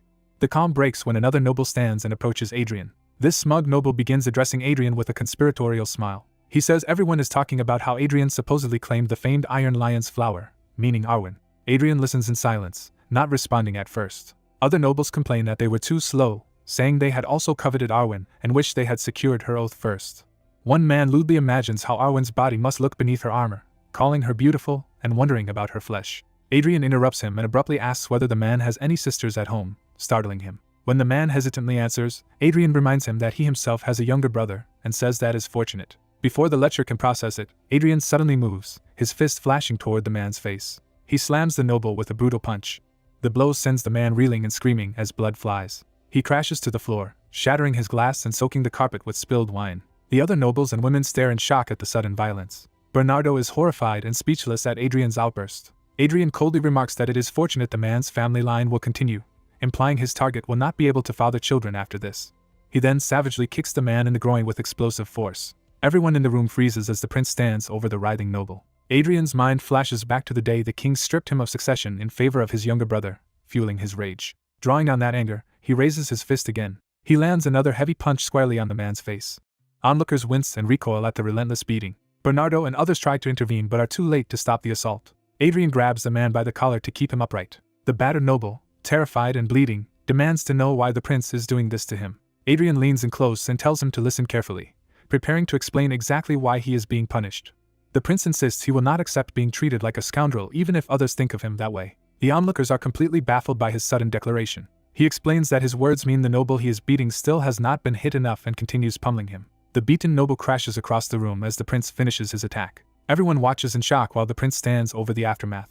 The noble lies bruised and barely conscious on the floor. The prince calls Eli, who hurriedly responds in fear and submission. Smirking, the prince says he already knew this day would be entertaining. Eli internally panics, unable to understand why the prince is acting so violently. The prince orders Eli to summon the royal knights. Eli loudly affirms that he will obey the prince's command and runs off. The gathering hall falls into uneasy silence as the prince waits in the center with the beaten noble at his feet. The prince calmly stands with blood on his face, collecting himself. He orders the women present to leave the room. One nobleman hesitates, clearly uncomfortable with the situation. Nervous, he begins edging toward the exit. The prince icily reminds him that only the women were told to go. The prince warns that any man who leaves now will only do so after being turned into a woman. The nobles recoil in terror as they imagine the prince's brutality. Surrounded by frightened noble youths, the prince holds their attention with a casual menace. He steps forward, ready to press the matter further. He recalls how these nobles previously failed to show basic respect and never even knelt before him. He remembers one of them openly mocking him to his face. He adds that they also dared to insult his personal knight. Turning to the arriving knights, the prince asks what crimes can be laid on such behavior. As armored royal knights enter, someone notes that looking down on royalty is itself a punishable offense. They explain that such actions count as an insult to the royal family. The knight commander further declares that challenging royal authority amounts to treason. The knights ask the prince whom he wishes them to force to their knees. The prince smiles wickedly, delighted by the opportunity. He orders that everyone present be made to kneel. Later, the prince is summoned before the throne and told he has caused a major incident right after his probation ended. The king angrily lists that 14 noble children have been arrested under charges like insulting royalty and treason. The king demands if the prince understands the gravity of what he has done. He says the nobles must be punished for defying royal authority, but warns that angering 14 families will have serious repercussions. The prince calmly asks if the king is mainly afraid of political backlash. He argues that the arrested youths are useless embarrassments whom their own families barely tolerate. The prince suggests sending letters to resolve the issue. When the king asks to whom, the prince points out that each family already has someone best suited to handle its internal problems. He clarifies that he means the brothers and sisters of the arrested scoundrels. He challenges the king to say if that reasoning is wrong. The king finally dismisses him, and the prince leaves satisfied that his father had no rebuttal. Later, the prince greets a nervous maid kindly, assuring her he will not hurt her. Terrified, the maid asks what she has done wrong to be summoned by him. Seeing her trembling, the prince realizes the former scoundrel version of himself must have tormented her a lot.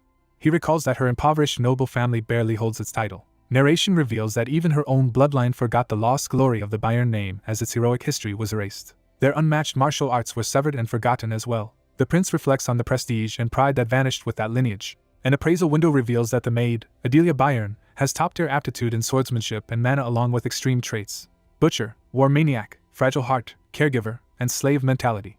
Shocked, the prince mentally tells himself to wait and reassess what he is seeing. He fixates on how contradictory and dangerous those traits are. Explanations show that her violent traits make her bloodthirsty and battle-obsessed even as she remains kind and tender. Other notes add that she is naturally nurturing yet psychologically dependent and submissive. The prince realizes she has unparalleled combat talent but no trait to restrain the madness that will come with it. He wonders whether unleashing such an unstable powerhouse on the world is truly wise. After agonizing over it, he decides he has to at least try. He steels himself, accepting the challenge of managing her power. He reasons that S-rank sword talent is too valuable to waste and notes that one particular trait could be used to his advantage. The narrative defines slave mentality as a trait where one finds joy in serving a powerful master wholeheartedly. The prince addresses Adelia by name and commands her to swear loyalty to him. Confused, she stammers, asking what he means. He bluntly tells her to become his knight and swear the oath immediately. Overwhelmed, she insists someone as lowly as her cannot possibly fill such a role. He recalls her saying her family was insignificant, then promises to take responsibility for them.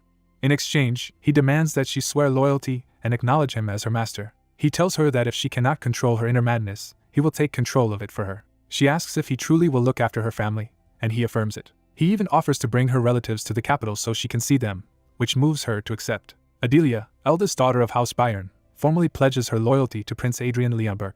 She vows to serve him as her master and dedicate her entire life to him. The prince accepts with a simple approval as he reaches out to her. Placing his hand on her head, he declares that she must now obey his every order without question, and she agrees. As he maintains the ritual gesture, she blushes and clutches her hands in devout earnestness. Watching her reaction, the prince privately wonders if recruiting her this way was really the right decision.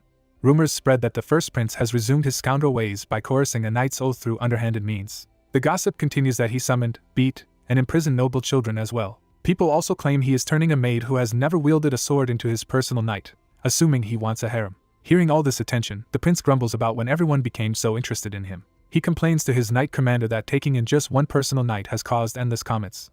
The king scolds him for creating political trouble while seeming to indulge in women. Another elder brands his behavior pathetic and accuses him of abandoning an important bet. A royal brother mocks him for appointing a maid as a knight, saying it is just like him. The prince laments how fast rumors spread through the court. When told the queen has arrived, he reacts in exasperation. The queen rebukes him for appearing to relapse into his old habits just as he seemed reformed. Then she remarks that his situation actually suits her plans. She says that once a spouse is chosen for him, he will surely stop wandering and settle down. She enthusiastically promises to personally find him a suitable bride and orders him to trust her. As she leaves, the prince sits there speechless, thinking he no longer understands what is happening. Later, Adelia nervously asks if becoming a knight means she will now obtain mana. The prince confirms and says he will grant her a very special type of mana. He begins channeling blue energy, preparing the ritual. As golden power surges around Adelia, he recalls the forgotten legacy of the sword marquis and remembers every detail of those techniques. He remembers the fiery footsteps that legend left behind. He recalls the way her sword once danced effortlessly at her fingertips. He envisions the golden figure of that master placing hands on Adelia as if passing on her legacy. The image focuses on the serene, golden-haired master bestowing power upon Adelia. That power crystallizes into the resounding formation of a mana heart within her chest. A system notice confirms that Adelia Byrons has successfully sensed mana. More messages state that the prince has imprinted mana onto her, and that it has fully settled within her body. Another notification declares that a mana heart has been created inside her. Adelia looks at the energy surrounding her in awe, realizing that this glowing force is mana. The prince tells her that what she just did is the method for forging a mana heart, and instructs her to practice it regularly. Exhausted from the effort, he collapses forward as she cries out in alarm. Panting, he admits to himself that forming even one mana heart has left him drained. He brushes it off as mere fatigue while she wonders why he would go so far for someone as lowly as her. He curtly tells her it is fine and that she can leave for now. Noticing her lingering gaze, he awkwardly asks why she keeps looking at him that way. Overcome, she bows deeply and vows to serve him with unwavering loyalty for the rest of her life. He smiles and reminds her not to forget that he is her master. She eagerly agrees, repeating her affirmation. As he walks away, he privately admits he is worried that she might one day forget that hierarchy. Seeing her stare at him with shining, almost fanatical eyes, he realizes that concern might be justified. A few days later, his knight commander brings up the matter of Bernardo Eli. The commander explains that Eli is being held by the royal guard as a key witness, and that no one may see him until the upcoming trial. The prince, dismayed, asks if he must attend the trial, but is reminded that royalty never stands trial. Relieved, he calls that good news. He still thinks holding a full trial is an overreaction to the incident. He turns to Adelia and casually checks how she is doing, startling her.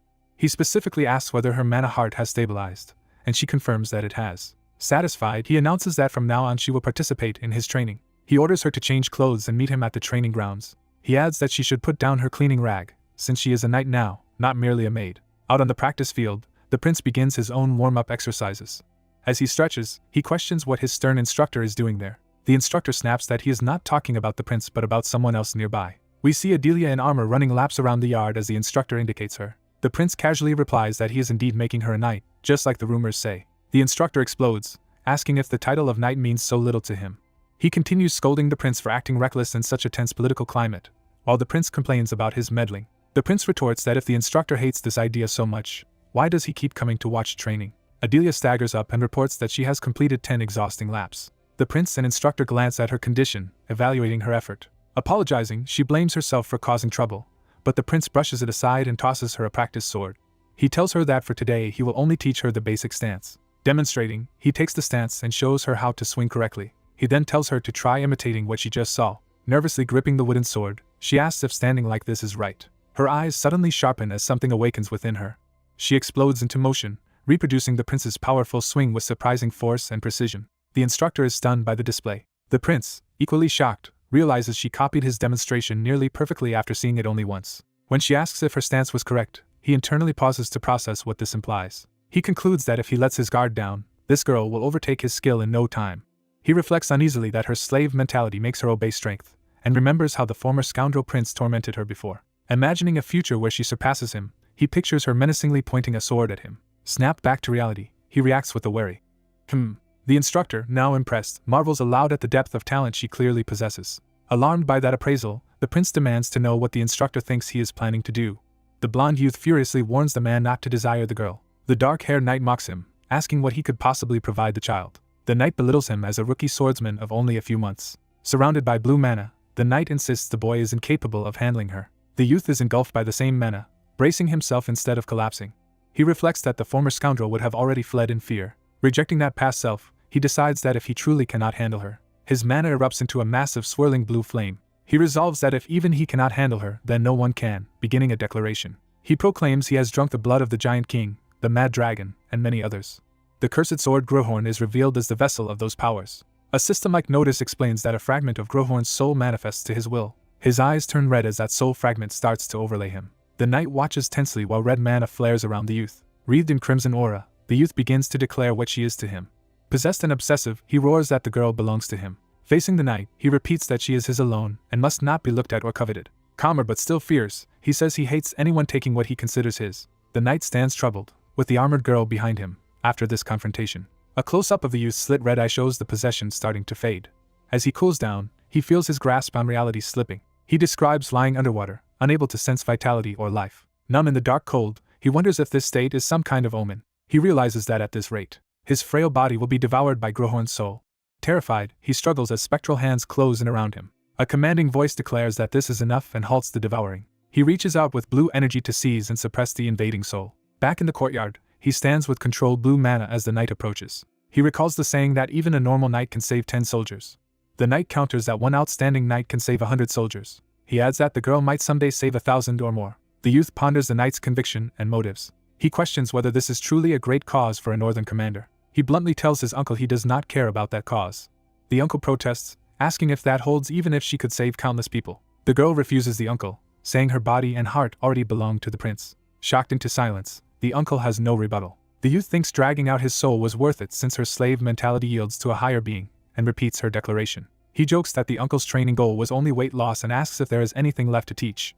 He tells the uncle that continued visits to the palace are fine only if he stops meddling in his affairs. Reluctantly, the uncle agrees to back off. Narration explains that despite this, the uncle keeps visiting to quietly watch over Adelia's training. The youth finds it amusing to see his once overbearing uncle squirm under the no-nagging rule. During practice, Adelia's wooden sword suddenly glows with golden energy, surprising him. She stands awestruck as golden aura blazes around her blade. The uncle recognizes the phenomenon with shock. The youth wonders if she has already grasped sword resonance. He claps enthusiastically and cheerfully praises her performance. She pants but is thrilled by her rapid growth, thinking she might even surpass him. The uncle demands to know if the youth also taught her the secret of the mana heart. The youth casually answers that he did and asks if that is a problem. The uncle erupts, calling the technique a cheap trick the youth never should have spread. The youth falls silent, clearly annoyed by the insult. He curtly orders the uncle to leave. The uncle laments that there was a far better path and more potential, accusing the youth of ruining everything. The prince orders Karl to escort the uncle out of the palace. The uncle says he will leave by himself and walks away. The others watch as he departs across the training ground. Adelia anxiously asks if the mana heart she learned is really just a cheap trick. The youth firmly assures her it absolutely is not. She asks why the count spoke that way, and he answers that the man simply does not know. He reflects that people of this era have forgotten what a true mana heart is. He reasons that if they remembered, they would not have discarded the technique like trash. He tells Adelia she will soon witness the real power of the mana heart. Lightning-like mana tears up the ground as he demonstrates. He stands with arms crossed, calmly radiating that power. The uncle, having returned, challenges him to prove himself despite having vowed not to come back. The uncle declares he will fight using only one mana ring and will acknowledge the youth if pushed back even half a step. The youth grips the wooden sword and asks to confirm the terms of their old bet.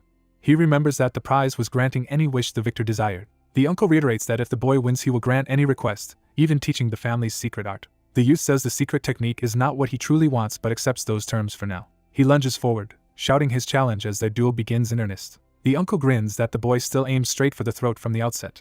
He remarks that the youth's sword is as venomous as ever while parrying. Their weapons clash repeatedly in blurs of motion. The youth presses in, eyes blazing with focus. A rapid exchange shatters the wooden blades as they collide. One of the swords is flung spinning into the air. The youth follows through with another fierce strike at close range. The uncle easily blocks and taunts him, asking if that is all he has. The youth strains against the lock, realizing the gap in power. Knocked back, he slides and stabilizes himself on the ground. The uncle asks if he has already given up. The youth scoffs that he would never, admitting internally that his uncle's strength is undeniable. He acknowledges that his powerful uncle is provoking him to draw out more mana for an even harsher defeat. He concludes that with his current mana heart level he really would lose exactly as expected. Smiling, he asks his uncle if the situation does not seem strange. The uncle is puzzled as the youth begins a lesson from 400 years ago.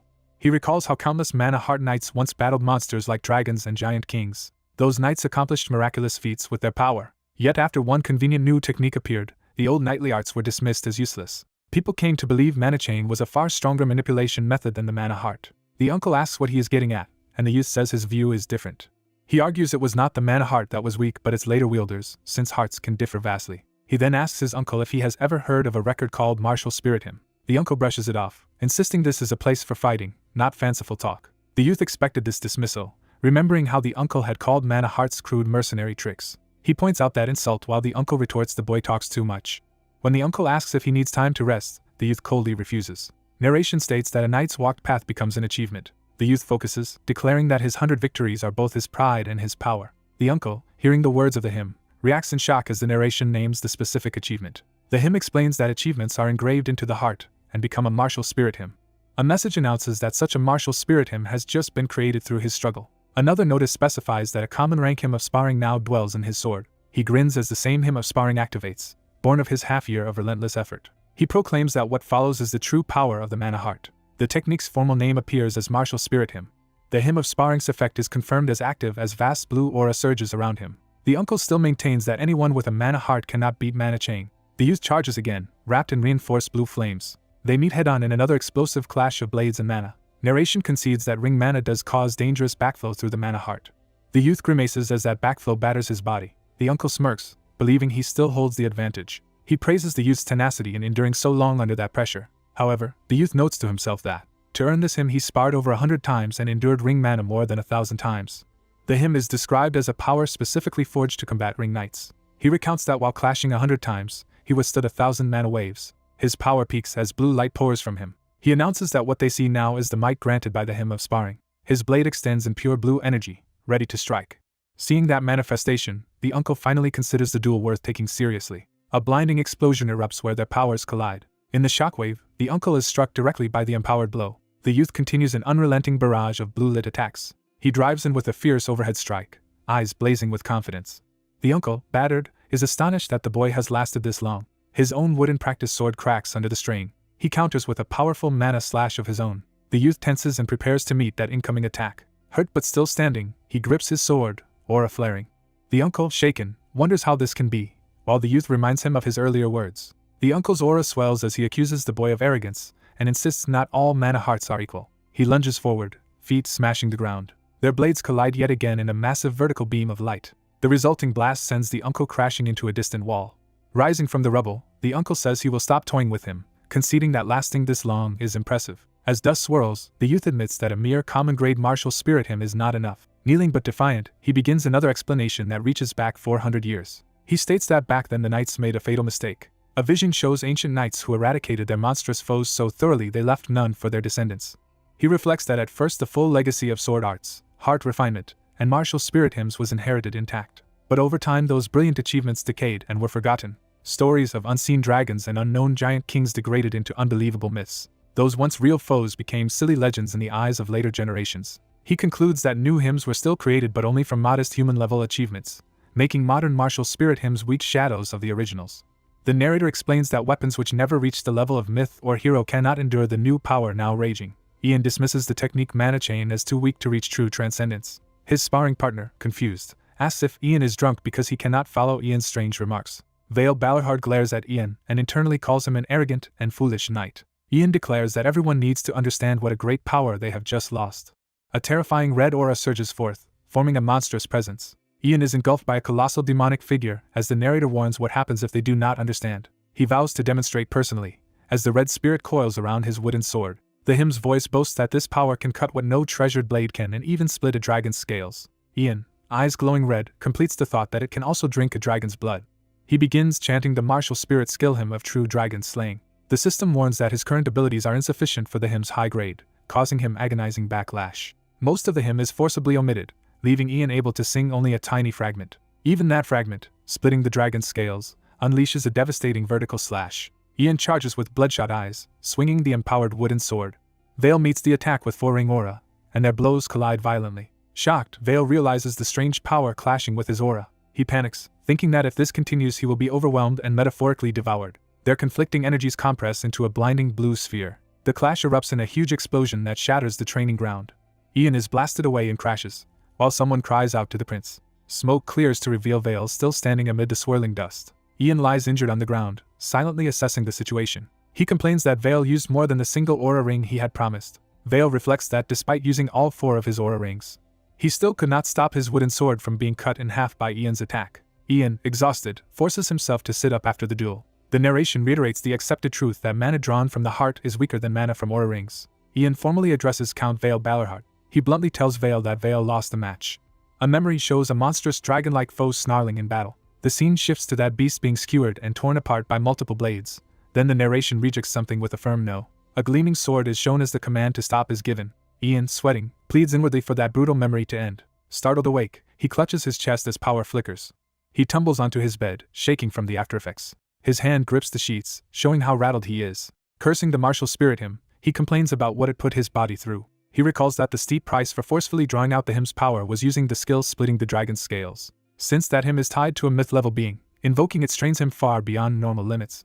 Even though his body is wrecked, he thinks the gain was worth the risk. He proudly activates his first self-made martial spirit hymn, describing it as forged from 100 victories that became his pride and strength. He remembers enduring countless duels and waves of attacks, which this new blue hymn encapsulates. He vows to stand firm before even greater trials as the grade of his hymn of sparring increases slightly. Concluding this is enough preparation for sparring with the third prince, he muses while his maid calls to him.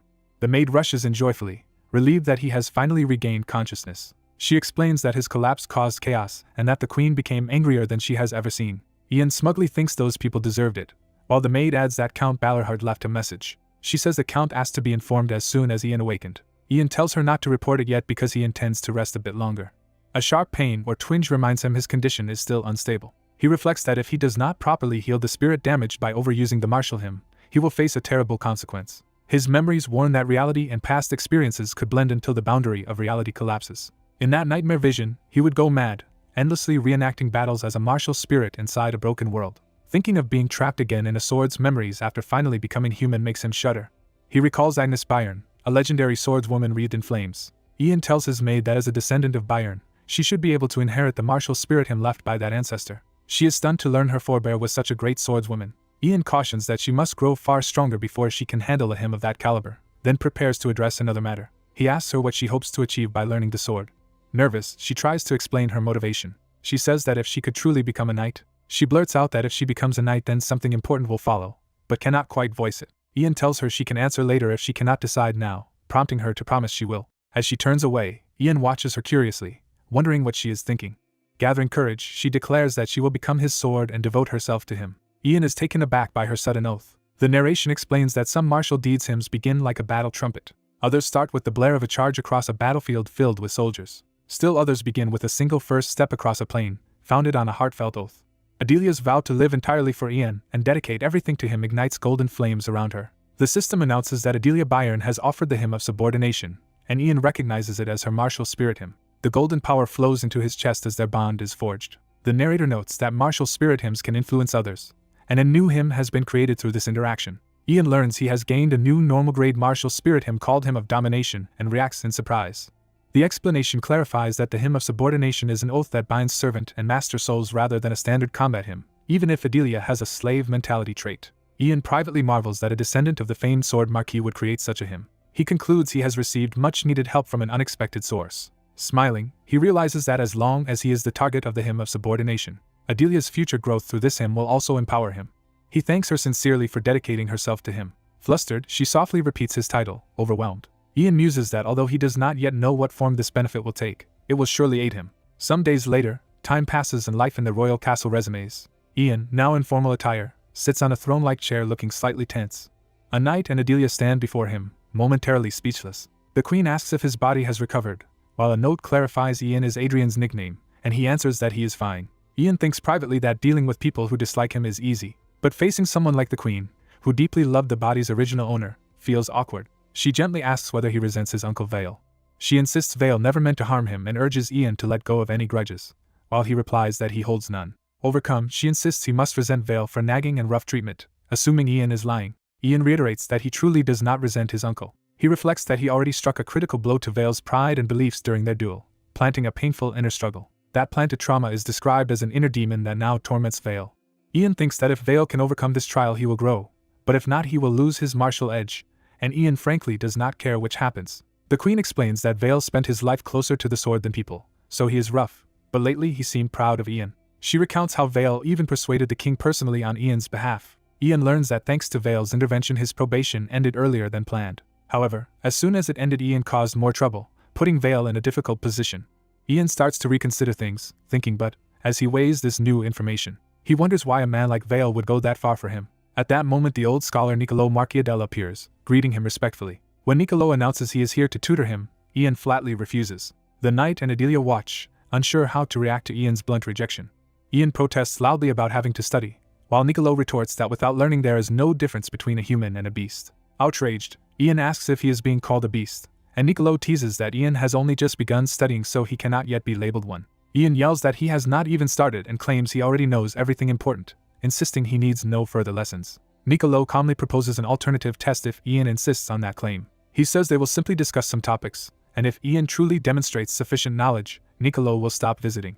Ian smirks and agrees to the seemingly advantageous deal. He slams the desk enthusiastically, shouting his agreement. Launching into the debate, Ian passionately argues that rulers must constantly guard against betrayal because people exploit leniency, and Niccolo praises his reasoning. Niccolo then presents a book titled Theory of the Iron-Blooded Monarch, believing Ian will enjoy it. As Ian reads, Niccolo explains the book frames ruler-subject relations as transactional contracts between protection and loyalty.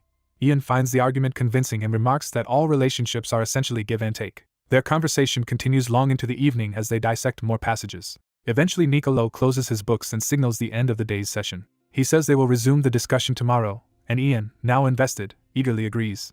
After Niccolo leaves, Ian laughs, then suddenly realizes he has just undergone an ordinary lesson after all. Stunned, he questions how he let himself be drawn into proper study. With a strained smile, he admits to himself that the old man is very cunning. Niccolo walks away thinking the first prince is quite different from his bad reputation. Standing in the palace corridor, Niccolo reflects again that Ian does not match the rumors around him. Later, Ian lies upside down on his bed, bored and muttering to himself.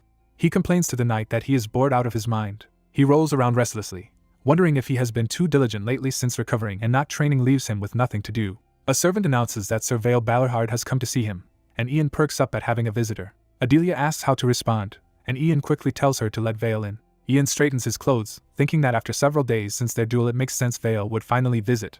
Seeing Vale's expression, Ian immediately senses that his uncle is still troubled. Ian notes internally that Vale clearly has not overcome the inner demon Ian implanted. Vale stands in awkward silence, unable to speak at first. He finally apologizes to Ian. Vale admits he broke his own promise during the duel, gravely injuring Ian, and has no excuse. Ian reflects that his real injuries came from overusing the hymn of true dragon slaying, not from Vale's aura blade. He also recalls the queen saying Vale's position was difficult after Ian caused additional trouble. Vale humbly asks Ian what compensation or atonement he wants. He goes so far as to offer an arm, or even an eye if Ian demands it, but Ian scoffs that such self-harm would be useless to him. Ian thinks it is pathetic that a man who could have been a sword master is now crippled by inner demons. Deciding to be magnanimous, Ian announces he will instead grant forgiveness under certain terms. He says he will first state his own wish. Facing Vale, he requests permission to go on a proper outing. Vale points out that since probation ended, Ian technically can leave whenever he wants. Ian clarifies he means a longer trip far from the capital, not just a short day excursion. Vale falls silent, processing the surprising request. He answers that scheduling such a trip will take time and cannot be too distant because of the upcoming banquet, and Ian says that arrangement is acceptable. Vale agrees to contact Ian once the schedule is set, and Ian tells him to do so. After Vale leaves, the knight companion watches Ian quietly, unsure what to say. Ian, noticing the knight's stare, demands to know why he is looking at him like that, prompting the knight to begin to explain. The armored knight remarks that the prince's request is milder than expected, and he had anticipated something far more unreasonable. The prince explains that since the count broke his promise, this situation could be exploited in many ways. The knight admits that seeing the obstinate old count humbled made him feel pity. The prince scolds the laughing knight Carl for acting too relaxed lately. The prince responds when addressed as Your Highness. A maid informs the prince that the letter he has been waiting for has arrived. The prince opens the sealed letter. The letter's contents trigger a magical projection. A woman wreathed in blue power writes that she has recently made a notable achievement. She adds that she will visit him soon and wishes him good health until then. Reading this, the prince is pleased to receive such timely good news. Narration states that 5 days later his uncle sent a welcoming reply, and 2 days after that the departure day came. The royal party sets out from the capital in carriages escorted by knights. During the journey the prince calls to his uncle, asking which territory they will be stopping at, misremembering the name. The uncle grumbles that the prince cannot stay still.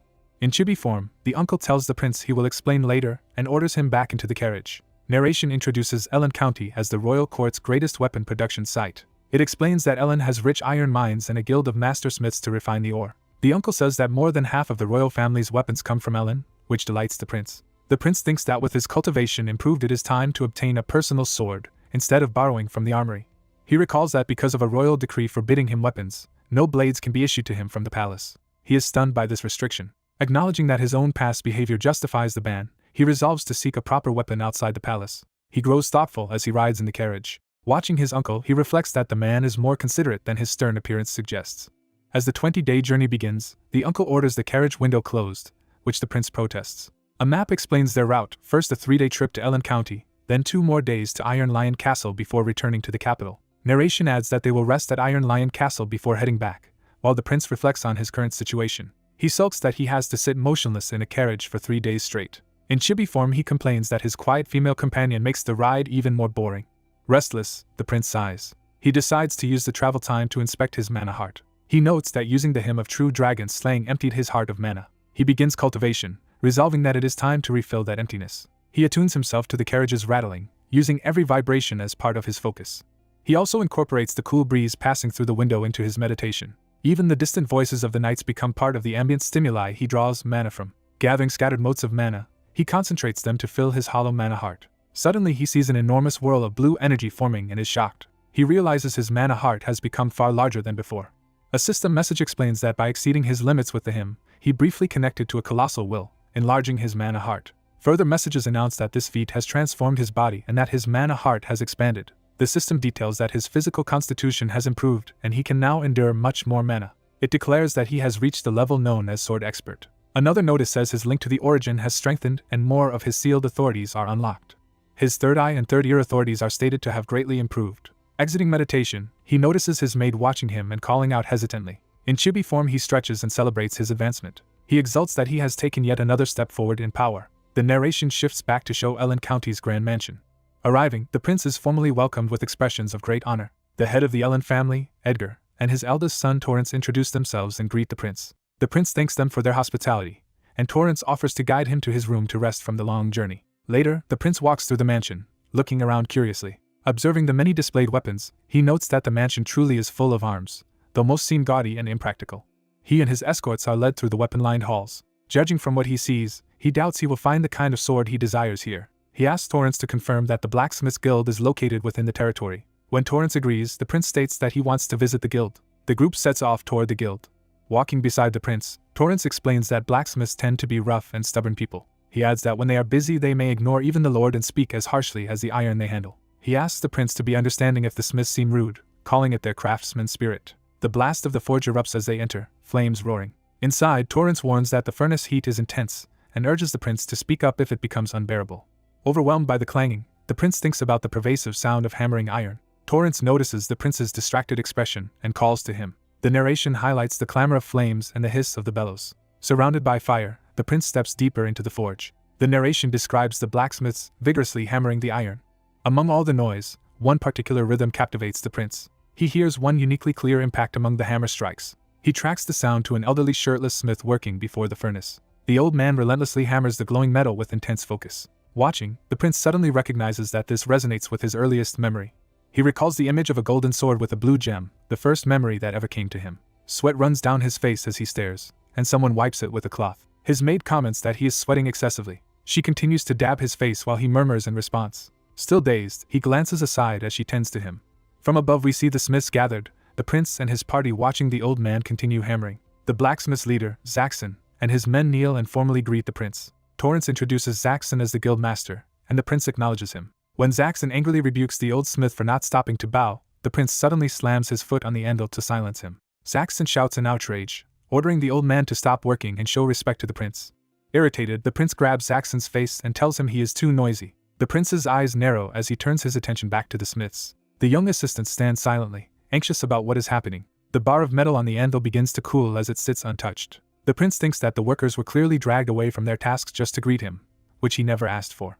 He warns the apprentices that the iron will cool and that if they keep standing idle the furnace itself will soon die down. His words jolt them into action, and they rush to grab tools and work the bellows. Arms crossed, the prince settles in to observe the forge again. He stands calmly, fully focused on watching the blacksmith work. The old smith continues shaping the heated metal, sweat dripping as he hammers.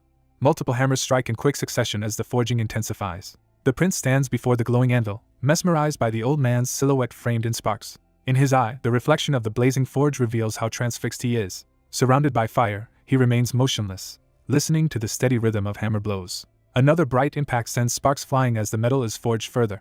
The prince's perspective narrows, as if he is seeing the smith through a fiery portal of focus. Drenched in sweat, he wonders what this strange stirring sensation within him means. Later, outside the mansion, Torrance explains that for the past 6 months the old smith has been repeatedly forging swords and then melting them down. The prince asks if that means they were all failures, but Torrance replies that it is difficult to judge. Narration states that every weapon the old man makes is normally considered a masterpiece, earning him the title Master Smith of Swords.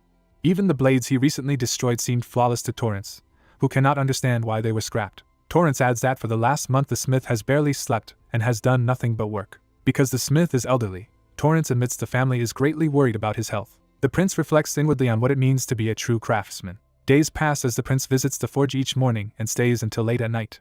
Throughout that time the old man single-mindedly continues forging each day. The prince simply watches him in silence, never interfering. Narration notes that despite the worries about the prince's visit, nothing disruptive has occurred. Time shifts to night, showing the mansion under a crescent moon. Eventually the day of the prince's departure arrives as he again stands watching the old smith work. He listens quietly to the hammering, seemingly resigned. The old smith keeps hammering the glowing steel with fierce concentration. The prince laments that he had hoped to see the sword finished before leaving. Torrance, standing behind him, is at a loss for words. Narration says that the prince is filled with deep regret. His knight uncle comes to fetch him for the farewell banquet and the early departure the next morning. Torrance senses that the prince's regret might stem from wanting to see the finished sword. Narration suggests that Torrance hoped the prince could witness the master smith's completed work, even for a brief moment. As the prince is about to board the carriage, someone calls urgently for him. Torrance races over, shouting that the master smith seems to have finally completed the sword. The astonished prince and his companions hurry back toward the forge. They find the old smith outside at dawn, holding a newly forged sword toward the rising sun. He carefully polishes the blade. The finished sword gleams brilliantly in the morning light. The old man kneels and offers the sword to the prince. Holding the blade, he reflects the prince's face in it and begins dedicating the sword. He declares that the weapon is offered to the prince himself. The witnessing nobles react with surprise at this solemn scene. The prince recalls a smith's song about heating steel like the sunrise and quenching it until it matches the king's crimson robes. The verse continues that by following that process, a sword befitting a son and a king will be born. Narration repeats that such a method births a kingly sun sword, as the prince raises the gleaming weapon. Inspecting his reflection in the guard, the prince asks whether the sword has a name. The exhausted smith suggests calling it Twilight. He muses whether that twilight is dawn or dusk, saying that for himself it is dusk but for the prince it should be dawn. Amused, the prince laughs that the smith is surprisingly poetic for his trade. The old man, tearing up, admits that this is a great relief to him. He collapses from exhaustion, and the prince quickly supports him. The smith lies weakly, having spent all his strength. Cradling him, the prince tells the others to inform his uncle that he will stay in Ellen that night. Night falls as royal knights stand guard outside the camp. Inside a tent, the prince sits vigil at the bedside of the resting smith, Twilight leaning nearby. The old man explains that when the prince first stood behind him, the sword suddenly began to take form as if guided by fate. He says it felt as though the sword itself chose the day of its birth, and the prince asks if that is truly his belief. The prince smiles softly and begins to reply that, in truth, there is more to it. He leans close over the old smith, preparing to reveal what he really thinks.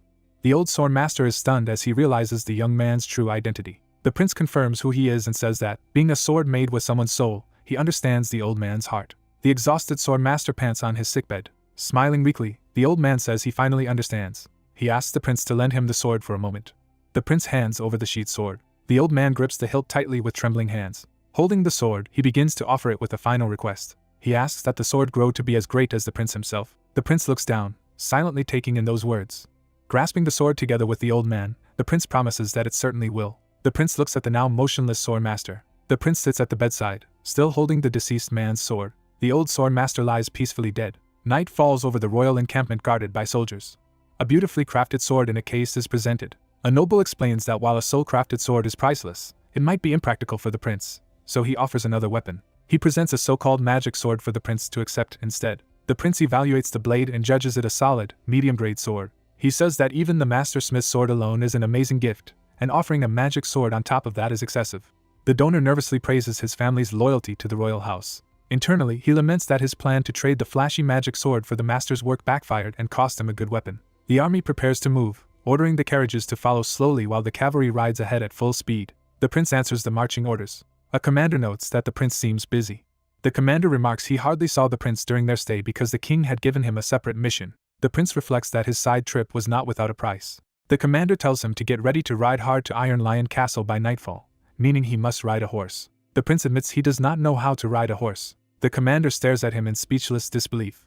As the knights react, the prince thinks that, having been a sword, he never had a chance to ride a horse. On the road to Iron Lion Castle, the prince suffers badly from riding, to Adelia's concern. Their journey includes several mishaps, such as the prince nearly being thrown from his horse. There are more twists and turns with the horse before the journey continues. By the time they arrive, the prince is utterly worn out from riding.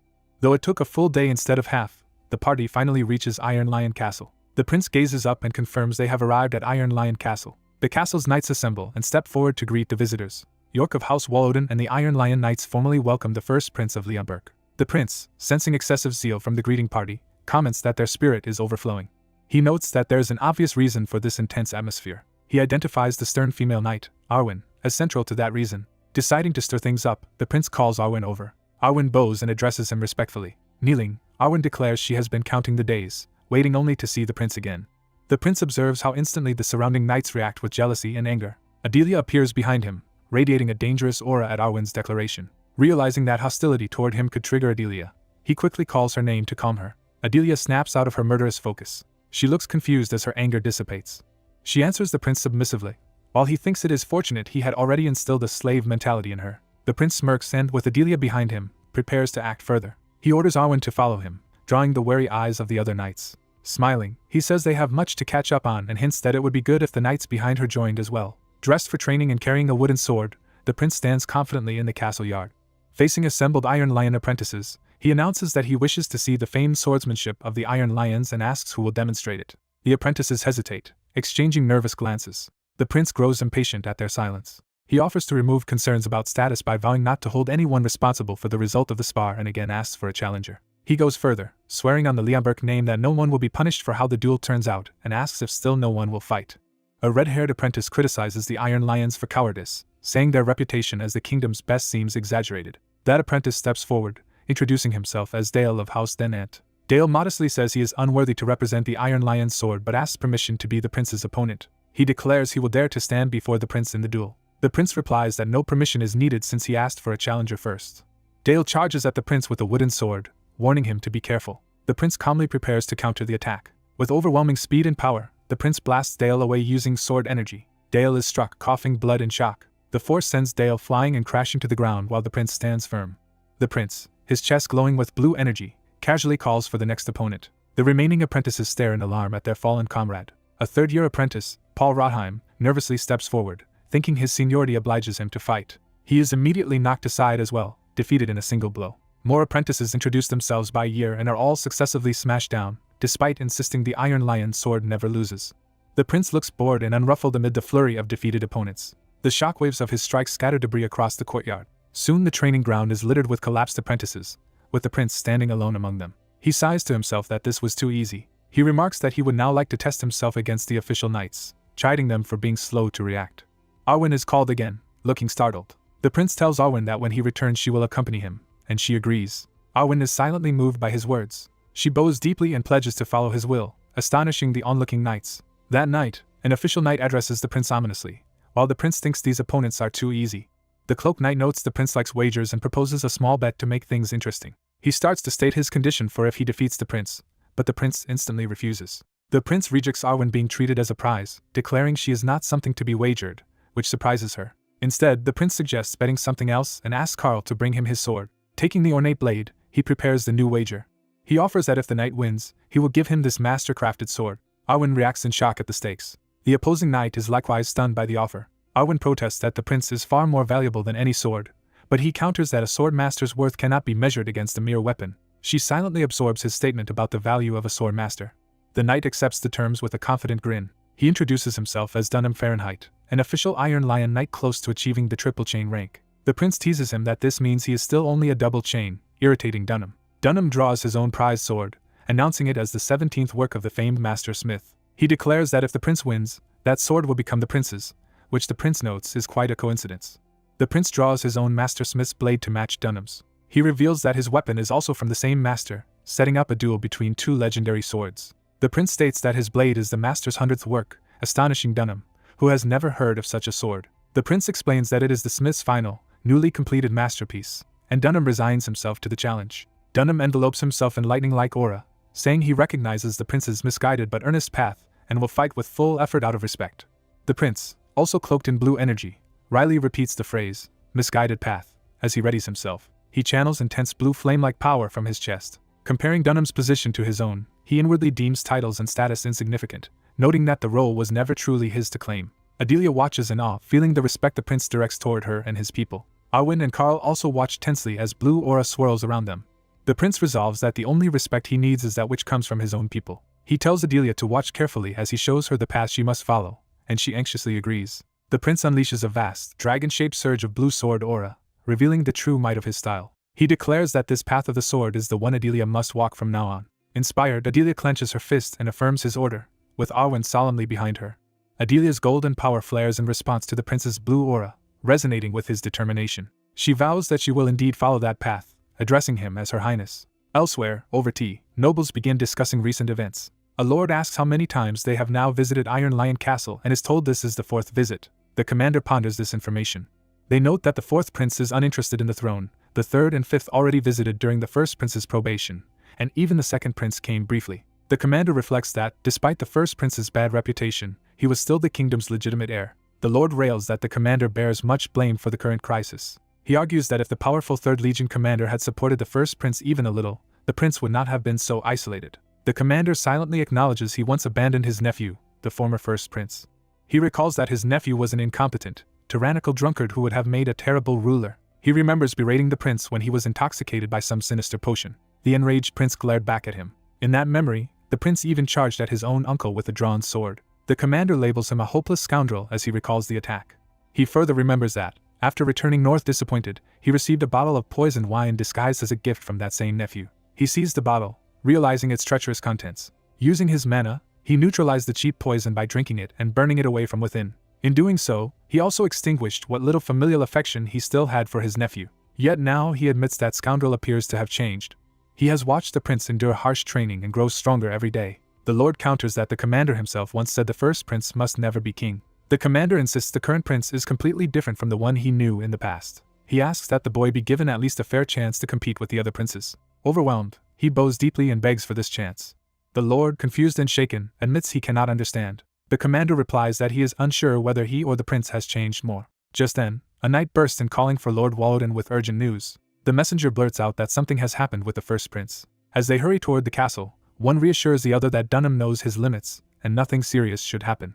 He adds that even in a live-blade duel Dunham would not recklessly injure royalty. The commander answers that it is not the prince they should worry about but Lord Walloden's knight. Walloden, unsettled, remarks that the commander seems strange and unwell. They arrive to see Dunham slammed into the ground, clearly defeated. Staring at the fallen knight, the nobles cry out Dunham's name in disbelief.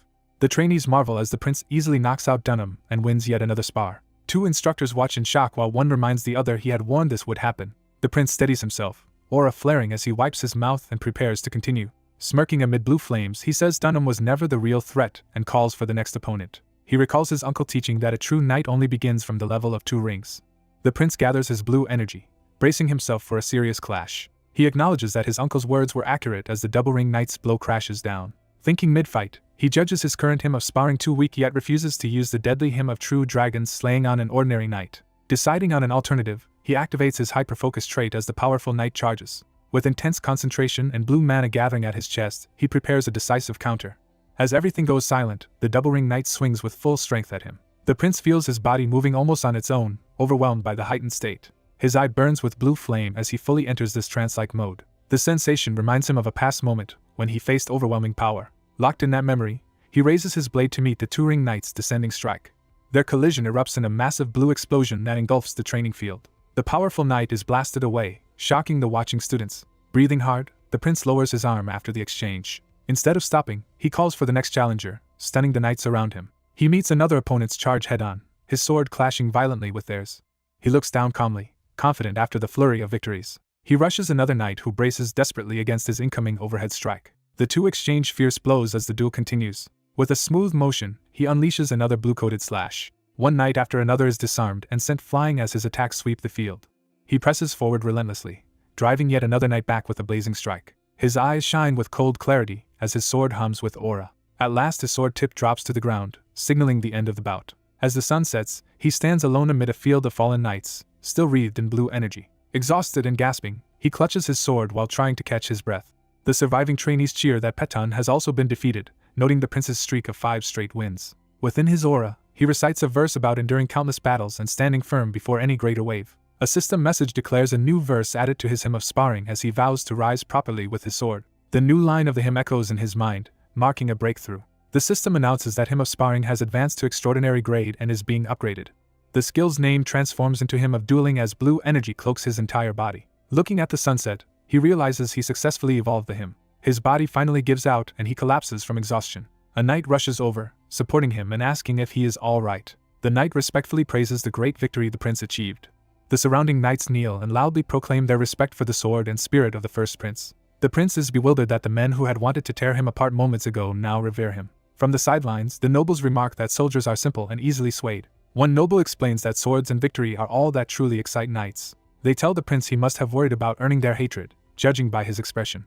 The noble lectures that an honest defeat is worth more than a dirty win and that effort matters more than the result. Some knights joke that only Dunham might resent the prince, since he now has to surrender the sword he bragged about. Overhearing their reactions, the prince thinks it is satisfying to humble the arrogant Dunham and reflects that he thought all his old knowledge was gone with his lost mana heart. Yet he realizes one thing has not changed. He concludes that knights still possess the same spirit, gracious in defeat and revering strength.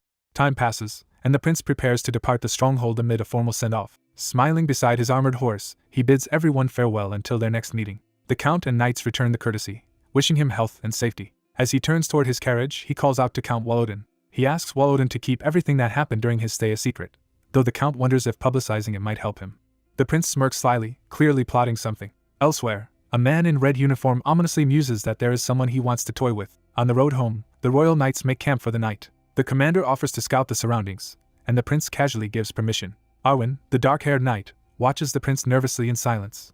The prince notes Arwen's unease but assumes she will grow accustomed to him. Yawning at his tent entrance, he decides it is time to rest. Inside, his maid bows and welcomes him back. He thinks ruefully that the girl he accepted is supposed to be an S-rank sword genius yet still behaves like a mere maid. She anxiously asks if something displeases him as he trudges toward the bed. Collapsing onto it, he dismisses her concerns and tells her she may leave. Lying there, he reflects that the Iron Lion Knights were different from what he expected. Using his authority of judgment, he had seen that most knights only possess swordsmanship talent of B grade or lower. He muses that such men would once have barely reached intermediate sword expert even after a lifetime of toil, ordinary people destined to fade away. Yet, in this era those same people now reach expert realms in their 20s or 30s. He concludes that while superhuman calibers have declined compared to the past, ordinary people's level has risen dramatically. Sitting up, he attributes this shift to the system known as mana chain. He recalls that his uncle was once strong enough to aim for transcendence, which is why he had been upset when the man abandoned that path. However, he recognizes that in this era there is barely any opportunity to achieve feats beyond extraordinary grade. Clenching his fist, he blames everything on the changing flow of time. He admits he does not fully understand this era and resolves to start learning it from the ground up. A familiar voice praises that resolve as a good mindset, startling him. His uncle enters, saying it is not too late for the prince to chase his dreams if he works hard, though the prince is confused what dream he means. The uncle points out that he has already won the hearts of the Iron Lions in a way other princes could not. He further calls the prince's earlier decisions wise, leaving the young man unnerved. The prince mentally screams in disbelief, wondering what is wrong with his uncle. He protests loudly, asking if his uncle has gone mad and reminding him of the terms of their wager. The prince assumes the uncle is referring to their bet about defeating the third prince. Instead, the uncle clarifies that the bet was for the prince to defeat a double-chain knight, meaning the prince has already essentially won. Stepping forward, the uncle declares he will now fulfill his promise. The prince stares blankly, not yet understanding. The uncle solemnly introduces himself with full titles as Count and Legion Commander. He then proclaims that he will officially support First Prince Adrian Leon Burke, leaving the prince stunned. Horrified, the prince realizes what that declaration implies. He remembers his uncle earlier telling him to trust him and internally shrieks that he never said he wanted to be king. He narrates that his uncle's announcement exploded like a bomb across the kingdom. Back at the palace, everyone congratulates the prince on gaining such support. New royal knights and soldiers arrive, creating loud commotion. Additional attendants and servants also flood in from the palace. The prince feels overwhelmed as he suddenly becomes the center of attention. He angrily orders the commotion cleared and demands they all be sent back. The commander explains they came by royal decree and will not leave simply by his order. Frustrated, the prince complains that their presence is driving him crazy. At last the room quiets as curtains billow and the noise subsides. Relaxing in his study, he enjoys the peace and comments that it is finally quiet. He starts to speak in relief, but the third prince abruptly barges in calling for him. Adrian wearily asks why his brother has come now. The third prince Gillian accuses him of having played the fool while secretly training under Count Balerhard and hiding grand ambitions. Adrian dryly wonders who supposedly learned what from whom and sarcastically thanks his brother for trying to save his dignity. Gillian declares Adrian has made a grave mistake and vows to make him pay for deceiving him.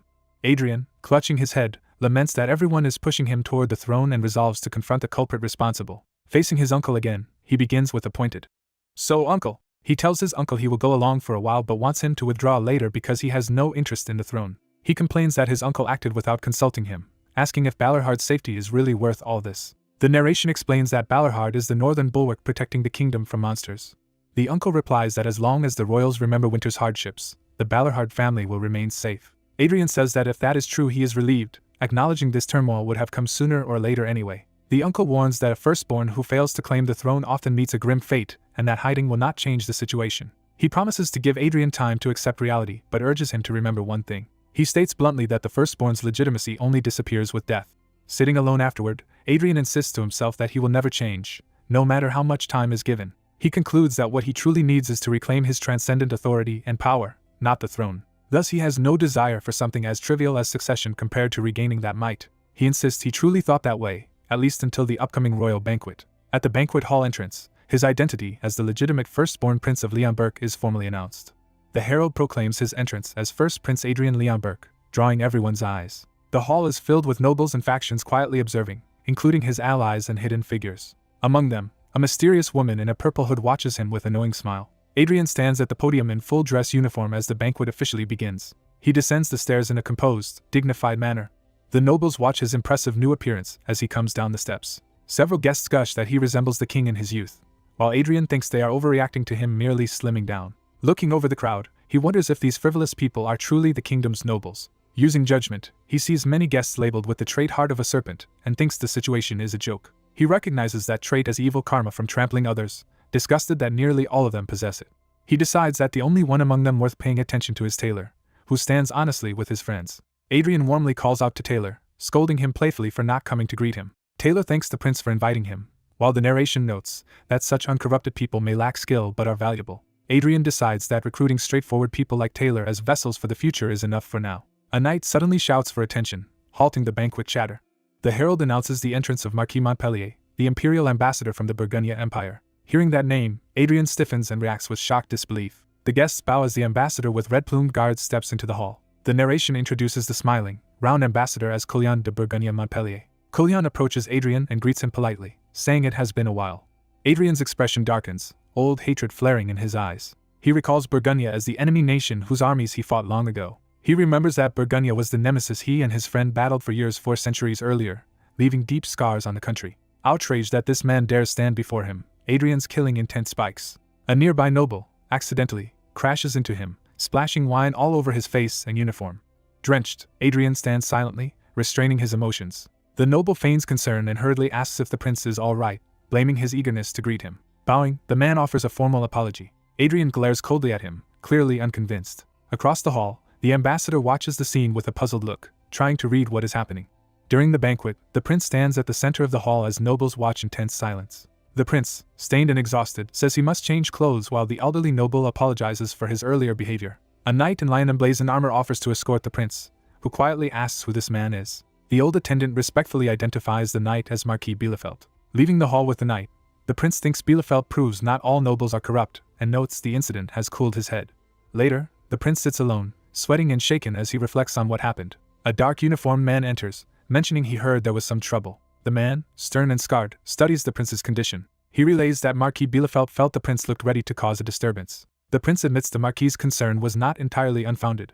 Questioned about his intentions, the prince insists he was not acting recklessly but could not understand the kingdom's situation. He recalls that the corrupt Burgundia house wields more real power than the crown and that nobles honor them more than royalty. Narration explains the realm lives in an uneasy, one-sided relationship with Burgundia that can hardly be called peace or alliance. Outraged, the prince demands to know how the country deteriorated so badly. His uncle replies that the story is common, nothing extraordinary.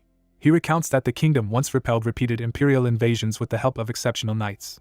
Over time the empire outgrew the small kingdom, and the power gap widened. Eventually, the kingdom had to submit to the now superpower empire. The prince realizes this history must be tied to a certain power or relic. A map shows the small Leonberg kingdom facing the vast Burgundia Empire, yet possessing some special trump card. The narration describes how, from the founding, countless feats were accumulated, from mundane deeds to heroic exploits. Some of those exploits became legends and even myths. All of these achievements are said to revolve around mysterious powers called martial hymns. The prince laments that the kingdom has since lost all of those powers while blue energy flares from his chest. Resolute, he addresses his uncle and declares he has changed his mind. His uncle, surprised, asks what he means. The prince answers that he intends to try truly being a king. His uncle silently processes this unexpected resolve. The prince privately accepts he may regret this choice but believes it is his duty. The next day of the banquet begins at the Grand Palace. Dressed again in his formal red uniform, the prince prepares himself. A herald announces the entrance of first Prince Adrian Leonberg and Lord Vale of Ballarhart as they enter the hall. The prince scans the crowd with half-lidded, appraising eyes. The assembled nobles bow and whisper nervously as he passes. Irritated, the prince judges their greeting as etiquette unworthy even for a foreign noble.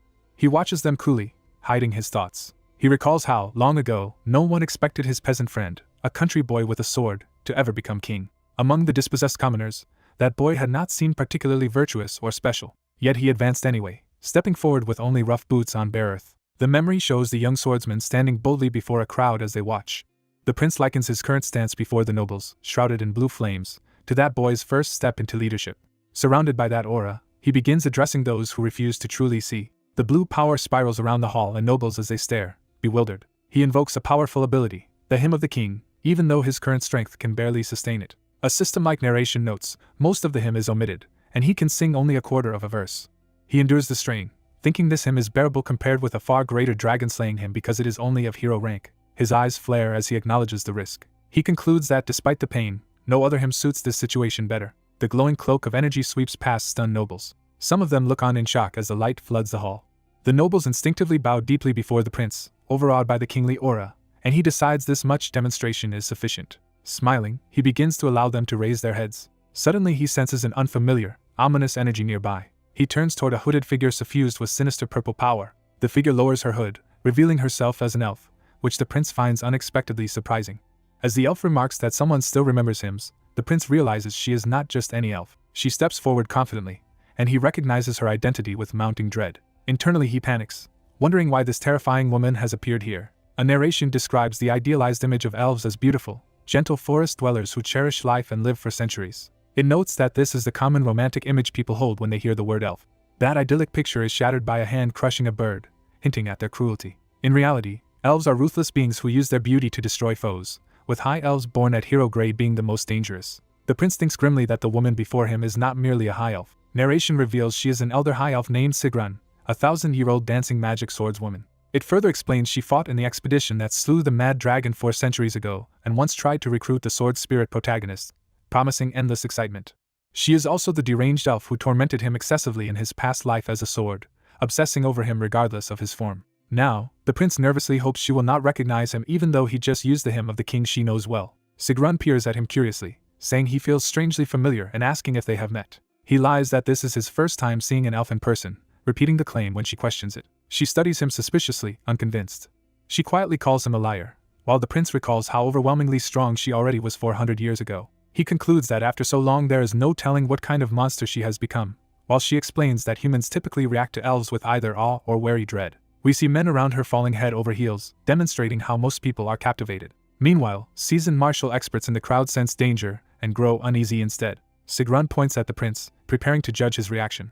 She remarks that he does not seem to be at that higher level of martial insight yet. He deflects with a smirk, saying his personal tastes are simply unusual. Sigrun falls silent, momentarily thrown off. She courteously concludes their brief introduction, saying it was a pleasure to meet him, and moves away. The prince exhales in relief, thinking he has narrowly survived for the moment. The consort selection continues as he quickly dismisses one little girl as far too young. He notes another shy girl who refuses even to look at him and finds her unsuitable. A fierce woman strides up looking ready for a fight, which he interprets as hostility rather than interest. Another small child appears and is again judged as too young. A bizarrely dressed candidate is mentally written off as simply not good. Sitting beside his weary mother the queen, the prince listens to her sigh about his apparent pickiness. She scolds him that a consort must be wise, kind, healthy, and well-born, not like the women he normally dallies with. A servant interrupts to report that the elven delegation requests an audience, and the queen agrees to receive them. Sigrun and her hooded companions approach the throne. Sigrun formally greets Queen Margarita as Sigrun of the Mistletoe clan.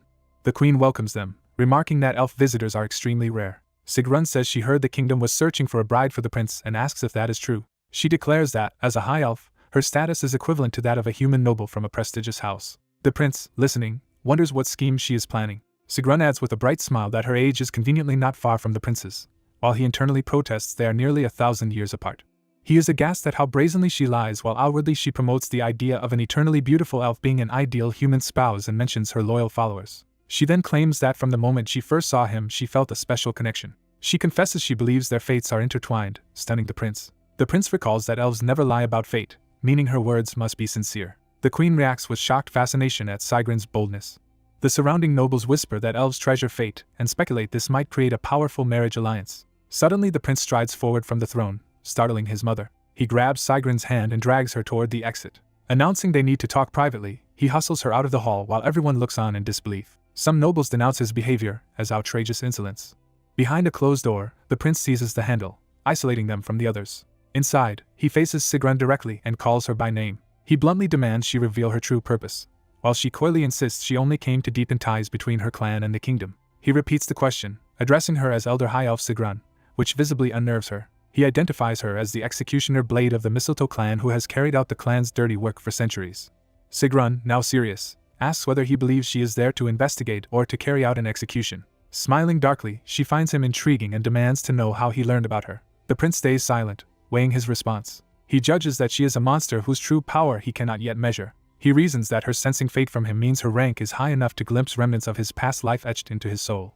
Wrapped in her sinister aura, she scolds him for knowing she is an executioner yet daring to remain silent before her. He counters with a confident smile that he understands the danger perfectly. He adds that it would be equally foolish for him to speak carelessly before someone like her. He tells her to stop playing games and warns her not to interfere with his destiny. He concludes that she currently feels only mild curiosity toward him, which he intends to twist into deeper interest. He decides he must become a prize she cannot simply consume and discard, using her obsession as protection. Fascinated, Sigrun demands to know who he truly is. He answers that for now he is merely a pitiable prince abandoned by his father, leaving his real identity ambiguous. Turning away, he tells her that if she is curious she should simply wait and watch. Sigrun stares at him, intrigued and unsettled. She admits she had sensed something strange about this mission and could not understand why she was sent on such a trivial task. Now she decides she was sent precisely because of him and fixates on him as her purpose. The prince shudders internally, reaffirming that she is just as creepy now as she was 400 years ago. Back in the hall, he returns hand in hand with Sigrun, drawing everyone's attention. Onlookers gasp as they see the prince and elf openly holding hands.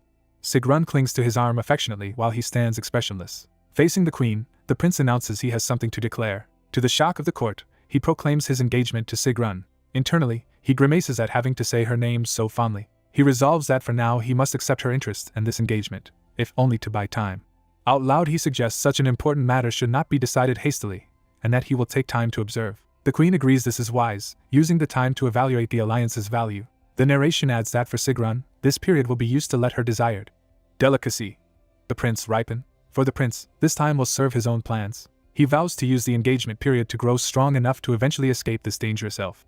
In another scene, someone slams a cup down in fury, cursing the situation. That angry noble rages that the prince has only his birthright yet dares to upstage him. Panting with rage, he struggles to contain his jealousy. He recalls that the prince recently gained his powerful uncle's backing, won over the famed warrior of Iron Lion Castle, and now even courts an elf. Seeing Sigrun's beauty firsthand, he begrudgingly admits the elf's allure surpasses imagination.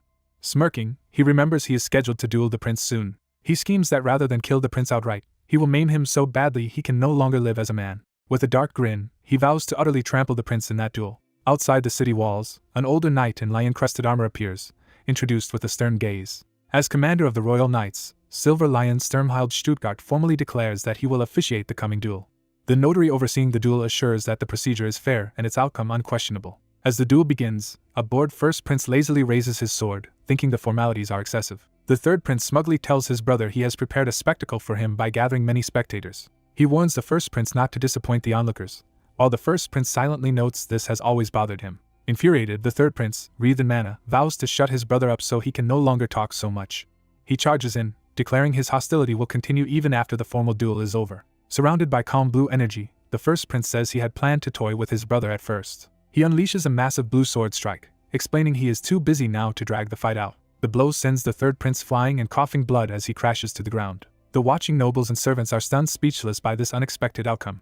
An older knight, acting as judge, can hardly believe this overwhelming fighter is really the first prince he knew. The first prince looks down dispassionately at his defeated brother. The third prince lies unconscious on the arena floor while the first prince and officials stand over him. The notary solemnly announces that, as witness, he declares the third prince unable to continue the duel. He proclaims the first prince the clear victor, leaving the onlookers murmuring in shock.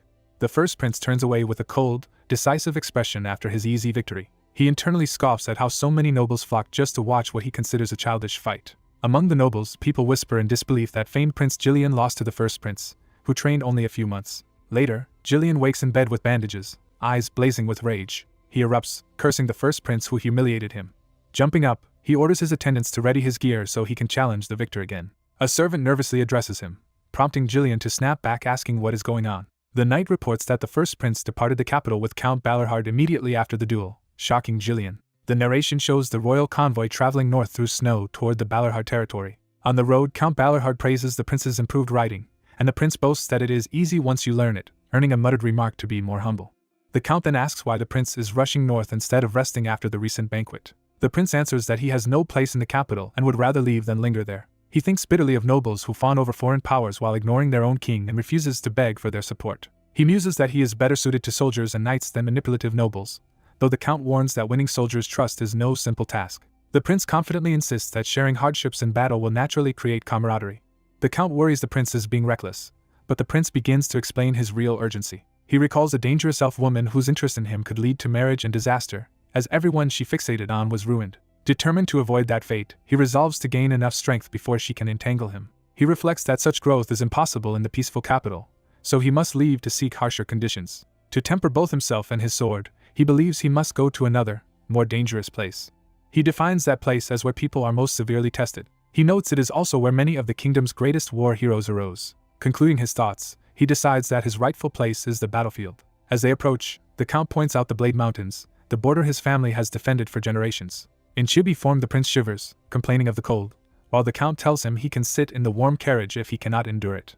The prince refuses, saying he must get used to this northern cold. He still feels guilty that an old scholar occupies an entire carriage just to accompany them and asks why the man tagged along. The scholar cheerfully says he wanted to see the harsh north and claims his travel book will benefit the prince, while the prince grumbles inwardly about the annoying old man. Riding on, the prince glances toward one of his knights. He watches Arwen, a dark-haired knight at the front, stoically leading her horse through the snow. Worried she may be freezing in the lead position, he rides up and asks if she is all right. Flustered but proud, Arwen insists she is fine and that as a knight she cannot complain, though he offers to switch places if necessary. His gentle concern makes him smile softly. Arwen privately feels reassured that at least their leader is highly motivated. The prince, however, reflects that the rest of the royal knights seem less driven. He observes his men trudging gloomily and thinks they resent being forced north and would be better handled if his subordinate Karl were here. He recalls the king warning him that the royal knights are not his private retinue to use as he pleases. The king had scolded him for gathering several personal knights, doubting his true intentions in recruiting them, which annoyed the prince. Because of this dispute, Karl was forbidden to accompany the expedition, and the prince privately judges the king's resentment against him to be excessive even if his past self acted badly. As the blizzard worsens, he assumes there must be deeper reasons for the king's attitude but has no time to dwell on them. The count grimly notes they must speed up their march. He warns that if they do not hurry, they will be trapped in the incoming blizzard. Narration explains that the snowfall suddenly turned into a fierce blizzard, beginning a grueling march where even shouting could not be heard. The count looks around tensely, gauging the worsening conditions. He then uses mana to amplify his voice, ordering everyone to abandon the carriages, take only horses, and proceed on foot. The prince realizes the count projected his command with mana so all could hear through the storm. The prince calls to Adelia, summoning her from the carriage. As she steps out startled, he reaches toward her. He pulls the shivering Adelia inside the carriage to shelter her, and she nervously thanks him while he says it is only natural. Arwen rushes up to ask if the prince is alright, and he replies that he is fine but worried about the others. Elsewhere in the column, knights struggle to stay upright with their heavy shields in the violent wind. The prince orders Arwen to look after Adelia's safety while he addresses the troops. He yells at the knights to drop their unwieldy shields. Explaining that the large shields make them unstable in the wind, he commands them to discard all burdens except their swords and retrieve the gear later. He further instructs a big knight to take the lead and orders everyone to line up single file, while the northern soldiers note he needs no help handling the situation and wonder about his combat experience. Narration describes each step of the march as feeling unbearably heavy as they trudge through the blizzard toward a distant fortress. The prince and his closest knights gasp for breath but push forward through the storm. Amid the whiteout, one knight stumbles and lags dangerously behind the group. A companion shouts to the prince that a soldier has fallen back. The prince immediately pushes through the formation, commanding everyone to make way. He reaches the collapsed knight and checks his condition. Hoisting the unconscious man onto his shoulders, the prince carries him himself. Still bearing the extra weight, he berates the others for stopping and orders them to keep marching, prompting them to obey. The column finally nears a massive fortress nestled between icy cliffs. Just as the brutal march is ending, the exhausted prince continues carrying the injured soldier forward. He trudges the final steps up to the castle gates. Breathing a sigh of relief, he curses the blizzard now that it has finally ceased. He looks up at the now clear sky and thinks the storm vanished so suddenly it feels unreal. As he and his people gather outside the fortress, an armored figure steps forward to meet them. Count Balarhard turns at the gate, preparing to formally receive his guests. With a faint smile, he begins his official greeting. The Balarhard banner flutters above the walls, marking the stronghold they have reached. Standing before his assembled knights, the Count declares himself Lord of Balarhard and commander of the 3rd Legion, formally welcoming the first prince. Hearing this enthusiastic reception, the prince smiles brightly, relieved and hopeful. The Count warmly repeats that he truly welcomes the first prince to Winter Castle.